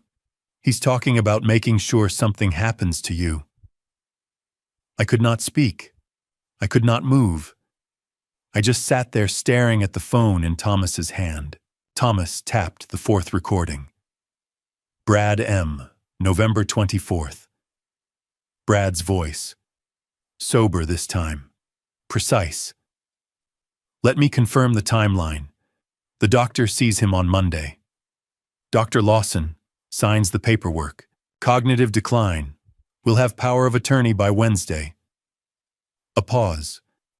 Wednesday night, when he gets home from volunteering, you go in. He'll be alone. Just get him to sign the asset transfer. If he refuses... Another voice. We know what to do. Brad. Make it clean. Old man. Heart attack. Whatever. Just make it look natural. Thomas stopped the recording. Today is Tuesday, he said quietly. Tomorrow is Wednesday. The men standing outside your house tonight, those are the men he hired. I felt tears running down my face. I did not even realize I was crying. Jessica, I whispered. My daughter. She knew about the fraud. She knew about the doctor, but she didn't know about... She didn't know he was planning to hurt you, Thomas said gently. At least not according to the recordings, but she knew about the rest of it. The fake diagnosis, the power of attorney. The plan to take your money. I slumped forward in my seat, covering my face with my hands. Sobs shook my body. Deep, wrenching sobs that I could not control. My daughter, I choked out. My only child. She wanted to rob me. And a stranger, someone I've only known for a few months, is the only person trying to save my life. Thomas did not say anything. He just sat there letting me cry. I sat in that empty parking lot and felt my entire world collapse. Everything I had believed in family safety home, it was all a lie. Margaret was gone. Jessica had betrayed me. And Brad, my son-in-law, the man I had welcomed into my family, had hired people to make sure I did not survive the week. What do I do? I whispered, finally my voice broken. Thomas put his hand on my shoulder. We go to the police. Right now. I nodded, unable to speak. Thomas started the car and pulled out of the parking lot. I watched the streetlights blur past the windows, my mind numb. And for the first time in my life, I understood what it meant to be truly alone. Thomas did not ask if I wanted to go to the police. He just started the car and drove. I sat in silence, staring out the window, my mind numb. The streets blurred past. Traffic lights, dark storefronts, empty sidewalks. Everything looked the same as it always had. But nothing would ever be the same again. At 11:45, Thomas pulled into the parking lot of the Pasadena Police Department on North Garfield Avenue. The building was lit up against the night sky, all glass and concrete and authority. Thomas turned off the engine and looked at me. Are you ready? I nodded, even though I was not sure I was. We walked inside together. The lobby was bright and sterile, with fluorescent lights and pale tile floors. A young officer sat behind the front desk looking tired. Can I help you? He asked. Thomas stepped forward, his voice steady and clear. My name is Thomas Reed. This is Robert Hayes. His life is in danger tonight. His family is conspiring to defraud him and harm him. I have audio recordings as evidence. The officer blinked, suddenly more alert. Recordings, yes, Thomas said. 4 of them, spanning 3 weeks. I need to speak to a detective. Right now. The officer picked up his phone and made a call. A few minutes later, a man in a rumpled suit walked into the lobby. He was in his 50s with graying hair and sharp eyes. I'm Detective Sullivan, he said. Come with me. He led us down a hallway and into a small interview room. There was a table, a few chairs, a recorder mounted on the wall. Detective Sullivan gestured for us to sit. Start from the beginning, he said. I took a slow breath and began. I told him about Margaret, about the accident on the 210 freeway 8 months ago, about Jessica visiting more often after the funeral, about the questions she asked about my will, my retirement accounts, my money. I told him about the doctor's appointment, about Dr. Lawson in Pasadena, about the diagnosis I did not believe, about the prescription for donepezil. Thomas took over. He explained that he was a rideshare driver, that he had been driving Brad Morrison, my son-in-law, for the past 3 weeks, that Brad had been drunk, that Brad had talked. Thomas pulled out his phone and set it on the table. I recorded him 4 times. I know it's not standard procedure, but I had to. I knew something was wrong.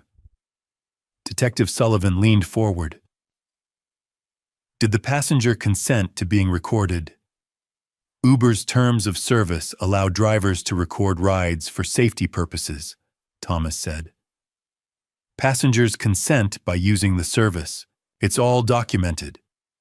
Sullivan nodded slowly. Play them. Thomas played all 4 recordings, one by one. Brad's voice filled the room. Cold, calculating, unrepentant. Over 2 million. Power of attorney. Move him into a facility. Dr. Lawson? $10,000. Cognitive decline. Hired 2 guys. Persuade him. Make it look like he fell. Monday, the doctor. Wednesday night, you go in. By the time the last recording ended, Detective Sullivan's expression had changed. His jaw was tight. His eyes were hard. "Mr. Hayes," he said quietly, "do you consent to us investigating your daughter and son-in-law?" I felt tears prick my eyes. "Yes." Sullivan stood up and walked to the door. He called out to someone in the hallway. "Ramirez, get Captain Torres. We need teams mobilized. Now." Within 10 minutes, the station was buzzing with activity. Officers in tactical gear, radios crackling, maps spread out on desks. Detective Sullivan came back into the room. "Mr. Hayes, we're sending 3 teams. 1 to your house, 1 to Brad Morrison's address in Glendale, 1 to Jessica Morrison's address in Arcadia. We'll have them in custody within the hour." I nodded, unable to speak. At 2:30 in the morning, Detective Sullivan's radio crackled. Team 1 reporting, 2 suspects apprehended outside 1247 Cedar Street, Pasadena. Male, mid-30s, both armed. Found a handgun, zip ties, and duct tape in their vehicle. Sullivan looked at me. "Those are the men who were waiting for you." I felt like I was going to be sick. Team 2 reporting, Brad Morrison in custody, Glendale address, charged with conspiracy to commit elder abuse, conspiracy to commit assault and fraud. Team 3 reporting, Jessica Morrison in custody, Arcadia address, charged with conspiracy to commit financial exploitation of an elder and fraud. Sullivan turned to me. "Mr. Hayes, if you had gone home tonight, you would not have survived." I pressed my hands against the table, trying to steady myself. My chest felt tight. My vision blurred. "We're seizing their phones and computers," Sullivan continued. "We'll find more evidence, emails, text messages, financial records. This case is airtight." At 3:30 in the morning, Thomas and I walked out of the police station. The sky was still dark. The air was cold. I stood on the sidewalk, staring at nothing, trying to process what had just happened. "Mr. Hayes," Thomas said quietly, "you can't go home tonight. It's a crime scene, and you shouldn't be alone." I looked at him exhausted. "Where am I supposed to go?" "My place," Thomas said. "It's not much, but my daughter and I have a spare room. You'll be safe." I nodded, too tired to argue. Thomas drove through the empty streets toward Inglewood. The city was quiet, peaceful, as if nothing had happened. But everything had happened. As we turned onto Thomas's street, he glanced at me. "You're about to meet my daughter, Keisha. She's 16, smart as hell. Wants to be an aerospace engineer." I felt something shift in my chest. "Like me." "Yeah," Thomas said softly. "Like you." And for the first time that night, I felt something other than grief. I felt something like hope. Thomas's house in Inglewood was small, but it was full of something my house had been missing for months: warmth. It was 4 in the morning when we pulled into the driveway. The neighborhood was quiet. Streetlights flickered. A dog barked somewhere in the distance. Thomas unlocked the front door, and we stepped inside. The living room was tidy, but lived in a worn couch, a coffee table stacked with textbooks, a bookshelf crammed with novels and engineering manuals. "Keisha," Thomas called softly. "Come down here for a second." A moment later, I heard footsteps on the stairs. A teenage girl appeared in the doorway, rubbing her eyes. She was tall and slender, with her hair pulled back in a messy bun. She wore an oversized Caltech sweatshirt and pajama pants. "Dad," she said, her voice thick with sleep. "What's going on?" Thomas put his hand on her shoulder. "Keisha, this is Mr. Hayes, Robert. He's going to stay with us for a few days. He's had a rough night." Keisha looked at me, and I saw her expression soften. "Hi, Mr. Hayes." "Hi, Keisha," I said quietly. Thomas explained briefly, without going into too much detail, that I could not stay at my house right now, that I needed a safe place, that I was a friend. Keisha nodded, taking it all in. Then she looked at her father. "He can have my room. I'll sleep on the couch." "Keisha, you don't have to," I started. "It's okay," she said, smiling. "Really, I do it all the time when I'm studying late anyway." Thomas squeezed her shoulder. "Thank you, sweetheart." Keisha led me upstairs to her room. It was small, but bright, with a window overlooking the street. And it was filled with dreams. Posters of the solar system covered the walls. A framed photograph of the Hubble Space Telescope. A diagram of the Mars Curiosity rover. Her desk was stacked with calculus textbooks, physics notes, and a half-built model of the Saturn V rocket. I stood in the doorway, staring. You really want to be an aerospace engineer," I said. Keisha grinned. "Dad told me you used to work at JPL. Is that true?" "Yes," I said. 32 years. Her eyes lit up. "That's amazing. What did you work on?" "Thermal management systems," I said. "For deep space missions, Voyager, Mars rovers. Some classified projects I can't talk about." Keisha's smile widened. "That's so cool." I felt something shift in my chest. For the first time in months, I felt like I had something to offer. Something to give. "Get some sleep, Mr. Hayes," Keisha said. "We can talk more tomorrow." "Thank you, Keisha," I said quietly. She nodded and slipped out of the room, closing the door behind her. I sat down on the bed and stared at the posters on the walls, at the dreams of a 16-year-old girl who wanted to reach the stars. And I thought about Jessica, about the daughter I had raised, the daughter who had tried to take everything from me. Thomas appeared in the doorway. "You okay?" "Your daughter is special," I said. Thomas smiled. "I know. Everything I do for her. She's lucky to have you." Thomas was quiet for a moment. Then he said, "Get some rest. We'll figure everything out tomorrow." Over the next 3 days, I stayed at Thomas's house, and Detective Sullivan kept me updated. On Wednesday, Sullivan called. We found emails between Brad Morrison and Dr. Richard Lawson.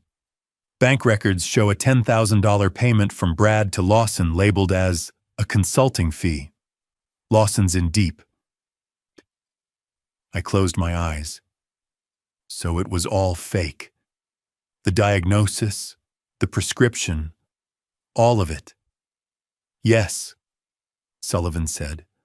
"All of it." On Thursday, Sullivan called again. We searched Jessica's apartment, found credit card bills totaling over $220,000. Gambling debts. Loans from unlicensed lenders, loan sharks. We also discovered she was fired from her accounting firm 18 months ago for embezzlement. She never told you. I felt like I had been punched. She told me she quit. She said she wanted a change. "She lied," Sullivan said gently. "I'm sorry." He continued. "The 2 men we arrested at your house, they're talking. They confirmed Brad hired them, $5,000 each. Their job was to force you to sign documents transferring your assets. If you refused, They were instructed to make it look like an accident. My hands were shaking. And Amiam, Hussein, and Jessica. Sullivan hesitated. She's admitted to the financial fraud. She knew about the fake diagnosis. She knew about the plan to get power of attorney. But she claims she didn't know Brad was planning to hurt you. She says he told her you'd just be moved into a care facility. Do you believe her? I asked. Sullivan was quiet. I don't know, Mr. Hayes, but the law will decide. On Friday, Sullivan called one last time. Dr. Lawson has been arrested. We found falsified medical records for at least 12 other elderly patients over the past 5 years. He's been running this scam for a long time. You weren't the first, but because of you, you'll be the last. I sat on Thomas's couch, staring at the phone in my hand. 12 other people, 12 other families destroyed. During those 3 days, Keisha and I talked. A lot. She asked me about the Voyager missions, about the Golden Record, about what it was like to work on something that would leave the solar system and travel into interstellar space. I told her about the Mars rovers, about Spirit and Opportunity, about how we designed systems that could survive temperatures of minus 100 degrees Celsius and still function after years in the Martian dust. Keisha listened with wide eyes, asking questions, taking notes, dreaming. And for the first time since Margaret died, I felt like I had a purpose again. On Friday night, Thomas and Keisha made dinner spaghetti and garlic bread. We sat around the small kitchen table, and for a moment it felt like family. After Keisha went to bed, Thomas and I sat in the living room. What are you going to do? Thomas asked. I was quiet for a long time. Then I said, I don't know if I can ever forgive Jessica, but I know one thing. I will never trust her again. Thomas nodded. I understand. She's my daughter, I said, my voice breaking. And she tried to destroy me. Thomas reached over and squeezed my shoulder. You're going to get through this. You're stronger than you think. I looked at him, this man who had saved my life, who had opened his home to me, who had given me a place to heal. Thank you, Thomas, I said quietly.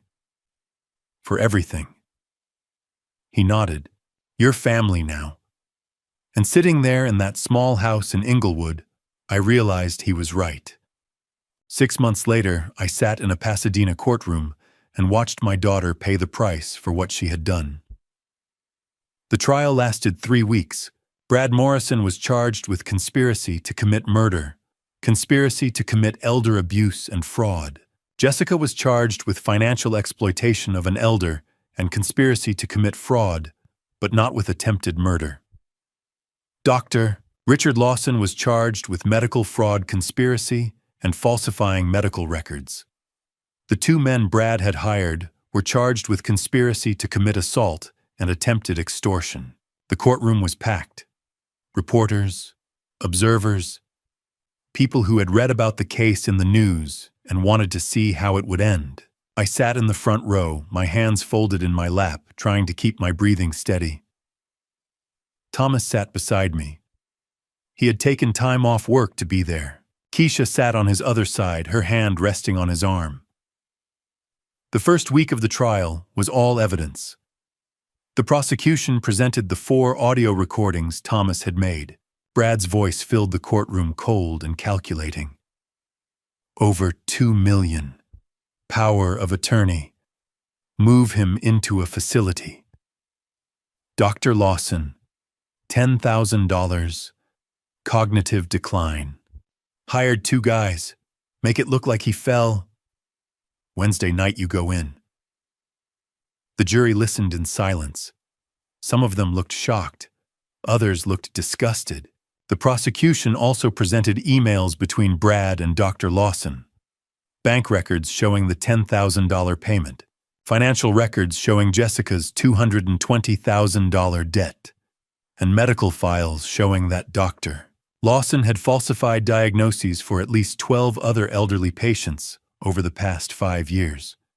By the end of the first week, the evidence was overwhelming. The second week was testimony. Thomas took the stand first. He wore a simple gray suit and spoke clearly, calmly, the way he always did. The prosecutor asked him how he had met me. Thomas explained that he was a rideshare driver, that I had been his passenger for several months, that we had developed a friendship. Then the prosecutor asked him about Brad. Thomas explained that Brad had been his passenger as well, that Brad had been drunk on multiple occasions, that Brad had talked about an old man in Pasadena, about a house worth millions, about a plan to take everything. "Why did you record him?" the prosecutor asked. Thomas looked at the jury. "Because I'm a former insurance fraud investigator. I spent 12 years identifying people who exploit vulnerable populations. And 3 years ago, I tried to stop a doctor who was defrauding elderly patients. I failed. I was fired for trying to do the right thing." He paused, his voice steady but firm. "I couldn't let another elderly person be exploited. Especially not someone I knew, someone I cared about." The prosecutor nodded. "And what did you do with the recordings?" "I took them to Mr. Hayes," Thomas said. "And then we went to the police." "Why didn't you go to the police first?" Thomas was quiet for a moment. Then he said, "Because Mr. Hayes needed to hear it himself. He needed to know that his family was planning to hurt him, and he needed to make the decision to act." The prosecutor asked one final question. "Do you believe that if Mr. Hayes had gone home that night, he would have survived?" Thomas looked directly at the jury. "No, I don't. The 2 men Brad hired were waiting outside his house. They were armed. They had zip ties and duct tape. If Mr. Hayes had gone inside, he would not have walked back out." The courtroom was silent. Then it was my turn. I walked to the witness stand on unsteady legs. I placed my hand on the Bible and swore to tell the truth. The prosecutor asked me to describe my life before the events of November. I told them about Margaret, about the accident on the 210 freeway, about the grief that had consumed me for months. I told them about Jessica, about how she had started visiting more often, about how she had asked questions about my will, my retirement accounts, my money. "Did you find that unusual?" the prosecutor asked. "At the time, no," I said. "I thought she was being thoughtful. I thought she was worried about me. And now?" I looked across the courtroom at Jessica. She was sitting at the defense table, her hands folded, her eyes red. "Now I know she was planning to rob me," I said quietly. The prosecutor asked me about the doctor's appointment. I described Dr. Lawson's office, the tests, the diagnosis, the prescription for donepezil. "Did you believe the diagnosis?" the prosecutor asked. "At first, yes," I said. But then Thomas told me he didn't think I had dementia. He said someone wanted me to believe I was sick, so I would be easier to control. And he was right. The prosecutor asked me one final question. "Do you believe your daughter wanted you dead?" I was quiet for a long time. The courtroom was silent, waiting. "No," I said finally. "I don't think Jessica wanted me dead, but I think she wanted my money, and I think she didn't care what Brad had to do to get it." I looked at Jessica again. She was crying now, her shoulders shaking. "I don't think she ever asked," I said, my voice breaking. "I don't think she wanted to know." The third week was the defense. Jessica took the stand. She wore a simple blue dress, and her hair was pulled back. She looked thinner than I remembered, older. Her lawyer asked her to explain what had happened. Jessica's voice was quiet, trembling. "I made a terrible mistake," she said. "I got into debt, gambling, bad loans. I owed over $200,000. The people I owed, they were threatening me. They said they would hurt me if I didn't pay. She wiped her eyes. Brad said he had a plan. He said we could get power of attorney, move my father into a care facility, sell the house, pay off the debts. He said it would be simple. He said no one would get hurt. Did you know Brad was planning to harm your father? Her lawyer asked. Jessica shook her head, tears streaming down her face. No. I swear I didn't know. I thought my father would just be moved into a nice facility. Somewhere safe. I didn't know Brad had hired people. I didn't know he was planning to. She broke down sobbing. I'm so sorry, Dad. She whispered, looking at me. I'm so sorry. I looked away. The jury deliberated for 2 days. When the jury returned to the courtroom, silence fell like a heavy curtain over every person in the room.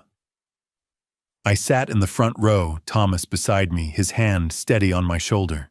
After 3 weeks of testimony, 4 audio recordings played repeatedly in open court emails documenting a $10,000 bribe, falsified medical records for over a dozen elderly patients, and tearful confessions from my daughter Jessica, the 12 jurors filed into the jury box without expression. Their faces were blank, unreadable, as if they had seen something that had drained them of emotion. Judge Anderson, a gray-haired man in his 60s with deep lines around his eyes, looked out over the packed courtroom. Reporters filled the back rows, their pens poised. Family members of other victims sat to my left. Thomas's daughter Keisha, now 17 and preparing for her freshman year at Caltech, sat beside her father. She had become like family to me over the past 6 months. The judge asked the foreperson, a middle-aged woman in a blue sweater, to read the verdicts. In the matter of the state of California versus Bradley James Morrison, she began, her voice flat and careful. On the charge of conspiracy to commit elder abuse and fraud, we find the defendant guilty. On the charge of conspiracy to cause serious bodily harm with intent to defraud, we find the defendant guilty. Brad, seated at the defense table in an orange Los Angeles County Jail jumpsuit, showed no emotion. His attorney, a young man in an expensive suit, placed a hand on his arm, but Brad simply stared straight ahead, his jaw clenched. I saw no remorse, no fear, only a cold calculation that this day had always been a possibility. In the matter of the state of California versus Jessica Lynn Hayes Morrison, the foreperson continued. On the charge of financial exploitation of an elder, we find the defendant guilty. On the charge of conspiracy to commit fraud, we find the defendant guilty. Jessica gasped, a sharp intake of breath that carried across the silent room. She turned toward me, tears streaming down her face, but I looked away. I could not meet her eyes. Not yet. In the matter of the state of California versus Dr. Richard Lawson, the foreperson said, on the charge of medical fraud, we find the defendant guilty. On the charge of conspiracy to commit elder abuse, we find the defendant guilty. On the charge of falsifying medical records, we find the defendant guilty. Dr. Lawson, a man in his late 50s with thinning hair and wire-rimmed glasses, dropped his head into his hands. His attorney leaned in and whispered urgently, but the doctor did not respond. He simply sat there, shoulders shaking. In the matter of the state of California versus Harold Eugene Martinez and Tyrell James Collins, the foreperson concluded, referring to the 2 hired men who had waited outside my house that Wednesday night with a handgun, zip ties, and duct tape, on the charges of conspiracy to commit assault and attempted extortion, we find both defendants guilty. The courtroom erupted in murmurs. Several reporters stood to leave. Judge Anderson struck his gavel 3 times, the sharp crack echoing through the room. Order. This court will reconvene in 2 weeks for sentencing. All defendants are remanded into custody. Bailiff, please escort the defendants. 2 weeks later, I returned to the same courtroom for sentencing. The gallery was just as full, perhaps more so. Thomas sat beside me again. Keisha had an exam at school, but she had sent me a text that morning. "You've got this, Mr. Hayes. You're braver than you think." Judge Anderson addressed each defendant in turn, starting with Brad Morrison. "Mr. Morrison," the judge said, his voice stern, "you orchestrated a scheme designed to strip an elderly man of his autonomy, his assets, and quite possibly his life. You paid $10,000 to a corrupt physician to falsify a diagnosis. You hired two men with criminal records to wait outside Mr. Hayes's home with weapons and restraints. You did all of this while your wife, the victim's own daughter, manipulated and gaslighted him. The prosecution has argued for the maximum sentence, and after reviewing the evidence, I agree. You are sentenced to 25 years to life in state prison." Brad's face remained blank. His attorney whispered something, but Brad simply nodded once. Next, the judge turned to Jessica. "Ms. Hayes Morrison." Judge Anderson said, his tone softer but still firm. "The court acknowledges that you were under significant financial pressure. A $220,000 gambling debt, a history of job loss due to embezzlement and manipulation by your husband are all mitigating factors. However, you actively participated in this conspiracy. You gaslighted your own father, made him doubt his memory, scheduled a fraudulent medical appointment, and attempted to secure power of attorney under false pretenses. You betrayed your own father for money. That is a wound that may never heal. You are sentenced to 12 years in state prison." Jessica's attorney stood and began to argue for a reduced sentence, but the judge raised his hand. "The sentence stands," he said. Dr. Lawson was next. "Dr. Lawson," Judge Anderson said, his voice filled with disgust, "you exploited the trust society places in physicians. Over a period of at least 5 years, you falsified diagnoses for a minimum of 12 elderly patients, accepting payments ranging from $5,000 to $15,000. You destroyed lives for profit. You are a danger to the vulnerable. You are sentenced to 8 years in state prison, and your medical license is permanently revoked." Dr. Lawson did not look up.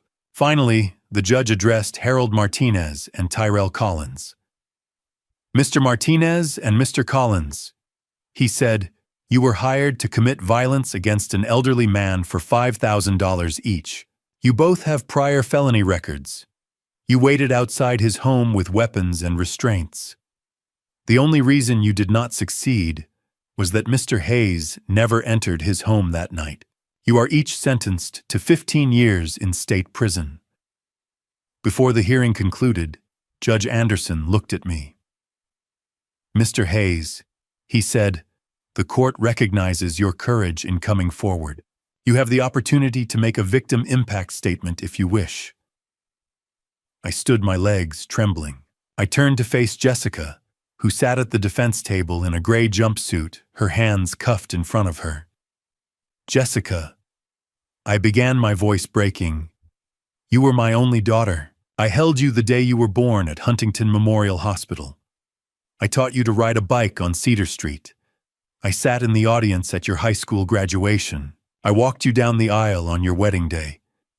When your mother Margaret died 8 months ago in a highway accident, you were the first person I called. You came to the funeral. You hugged me. You promised you would always be there for me." Jessica sobbed, her shoulders shaking violently. "But you chose something else." I continued, tears streaming down my face. "You chose debt over family. You chose lies over love. You brought me to a fraudulent doctor who diagnosed me with a disease I did not have, so you and your husband could take my home, my savings, and my freedom. You scheduled a fake appointment for a Monday, knowing that 2 days later on Wednesday night, men with weapons would be waiting outside my house to force me to sign away everything, or worse." I paused, trying to steady my voice. If my rideshare driver Thomas Reed had not been paying attention, If he had not recognized your husband Brad from previous rides, if he had not recorded Brad's drunken confessions, if he had not driven past my house that Wednesday night, instead of stopping, I would have walked through my front door and into a trap. I would not be standing here today. Jessica looked up, her face red and swollen with tears. Dad, I'm so sorry. I never wanted you to get hurt. I will always love you, Jessica, I said quietly, my voice barely above a whisper. But I will never trust you again. The courtroom was silent. Even the reporters had stopped writing. As the bailiff stepped forward to lead Jessica away, she turned back one last time, her voice choked with sobs. I love you, Dad. I nodded, but I felt nothing inside. No peace, no satisfaction, only a deep, bottomless emptiness that seemed to expand with every breath. Thomas placed his hand on my shoulder. Let's go home, he said softly. We walked out of the Pasadena courthouse into the bright California sunlight. The trial was over. Justice had been served. But as I climbed into Thomas's car and watched the courthouse disappear in the side mirror, I realized something: the wound Jessica had left would take years to heal if it ever did. 2 years have passed since the night Thomas drove past my house instead of stopping. I am 70 years old now. I still live in the same craftsman-style house on Cedar Street in Pasadena. The house Margaret and I bought decades ago for a little under $400,000. The house that is now worth over $2 million. The house my daughter Jessica and her husband Brad Morrison tried to steal from me. But I am no longer alone. 6 months after the trial, Thomas and his daughter Keisha moved in with me. Thomas no longer drives for Uber. Technically, I hired him as my personal assistant, helping me manage my finances, coordinate my volunteer work at the VA Medical Center, and maintain the house. But that is just a formality. In reality, we treat each other like family. Keisha is 18 now. Last fall, she was accepted into the California Institute of Technology, known to everyone in Pasadena simply as Caltech, with a major in aerospace engineering. When the acceptance letter arrived, she ran through the house screaming, waving the envelope in the air. Thomas cried. I cried too, remembering the first night I met her. A quiet 16-year-old girl with a poster of the Hubble Space Telescope on her bedroom wall and a half-built model of the Saturn V rocket on her desk. I cover all of Keisha's tuition, housing, and living expenses. It is not charity. It is an investment in a brilliant young mind, and more than that, it is what family does. In return, Keisha lets me be her informal advisor. Every evening when she comes home from campus, we sit together in my old study, the one with the framed photos of the Voyager spacecraft and the Mars rovers on the walls. And I teach her about orbital mechanics, thermal systems, and the real stories behind the missions that made history at the Jet Propulsion Laboratory. Watching her eyes light up when she finally understands a concept. Seeing her sketch out a trajectory calculation on the whiteboard I installed last year. Hearing her ask the kinds of questions I used to ask my own mentors 40 years ago at JPL fills me with a kind of joy I thought I had lost forever. Every month I receive a letter from Jessica. She writes from the California Institution for Women in Corona, where she is serving her 12-year sentence. The letters arrive in plain white envelopes with the prison's return address stamped in the corner. Jessica writes about her regret about the gambling addiction treatment program she has enrolled in, about the therapy sessions she attends twice a week. She writes that she understands why I have not responded, that she does not expect forgiveness, but that she wants me to know she is trying to become a better person. I keep the letters in a shoebox in the back of my closet. I have not read most of them. Perhaps one day I will. Perhaps one day I will write back. But not today. The wound is still too deep. This morning, I woke up at 6:30 the way I have every morning for the past 50 years. I walked downstairs in my slippers, and made a pot of coffee, the same dark roast Thomas and I buy from the grocery store on South Lake Avenue. Thomas came down a few minutes later, already dressed in jeans and a Caltech t-shirt Keisha gave him for Father's Day. I poured him a cup without asking. Added no sugar, no cream, exactly the way he likes it. Keisha ran downstairs at 7, her backpack slung over one shoulder, her hair pulled back in a ponytail, and asked if I could help her with an orbital mechanics problem she was stuck on. We sat together at the kitchen table, the three of us working through the math, while the morning sunlight poured through the window. It felt natural. It felt like home. I think about Margaret often. I think about the 42 years we spent together, the vacations to Yosemite, the quiet Sunday mornings reading the newspaper together, the way she used to hum while she cooked dinner. Losing her in that highway accident was the worst pain I have ever known. It was a pain born of love, of loss, of the natural cruelty of the world. Losing Jessica was different. I lost her not to death, but to betrayal, to greed, to a choice she made to value money over her own father. That is a pain I am not sure I will ever fully understand or accept, but I have gained something I never expected. I have a family again. Not the family I was born into, not the family I raised, but a family I chose and who chose me in return. This is my true story, and it happened right here in Pasadena, California. If my rideshare driver had not driven past my house that Wednesday night, if Thomas Reed had not been paying attention, if he had not recognized the danger and acted, I would be dead. That is not an exaggeration. That is a fact confirmed by the Pasadena Police Department, by Detective Sullivan, by the weapons and restraints found on the two men waiting outside my home. So I want to leave you with this: pay attention to the people around you. Notice when something feels wrong. Kindness is not weakness. Listening can save a life. And sometimes a stranger will care about you more than your own family ever did. I am 70 years old. I still volunteer at the VA Medical Center every Tuesday, Thursday, and Saturday night, teaching veterans technical skills and listening to their stories. I still live in the house on Cedar Street. I have a family once again, and every morning when I wake up, I am grateful for the night Thomas Reed drove past my driveway instead of stopping. The night he looked in his rearview mirror and saw two men in dark hoodies standing where no one should have been standing. The night he made a choice that saved my life. That is the end of my story. Looking back at my story, I see how blind I was to family betrayal. I never imagined my own daughter could manipulate me for money, or that a rideshare driver would care more about my life than my own blood. This is one of those grandpa stories that sounds impossible until it happens to you. My advice: don't be like me. Don't assume family always means loyalty. Watch for red flags, sudden interest in your finances, questions about your will, attempts to make you doubt your memory.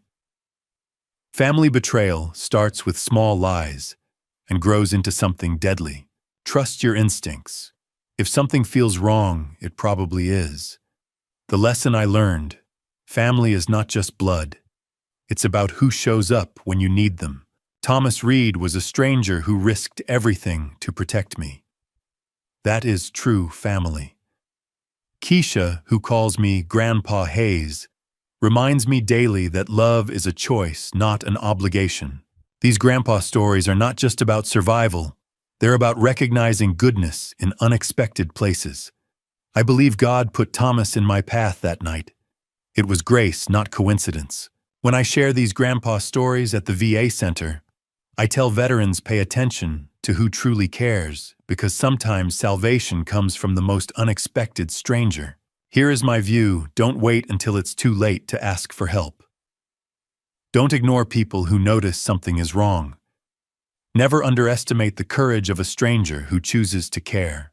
If you recognize signs of family betrayal or elder abuse in your life, or someone else's, speak up. Call the police. Tell a neighbor. Contact Adult Protective Services. Do not stay silent. I am 70 years old, and I am here because one person refused to look away. Be that person for someone else. Thank you for joining me on this journey. Share your thoughts below. What would you do in Robert's shoes, facing betrayal and survival? If this story moved you, please subscribe for more true life stories. Note: while inspired by actual elder abuse cases, some elements are dramatized for storytelling. Feel free to explore other content if this isn't your preference.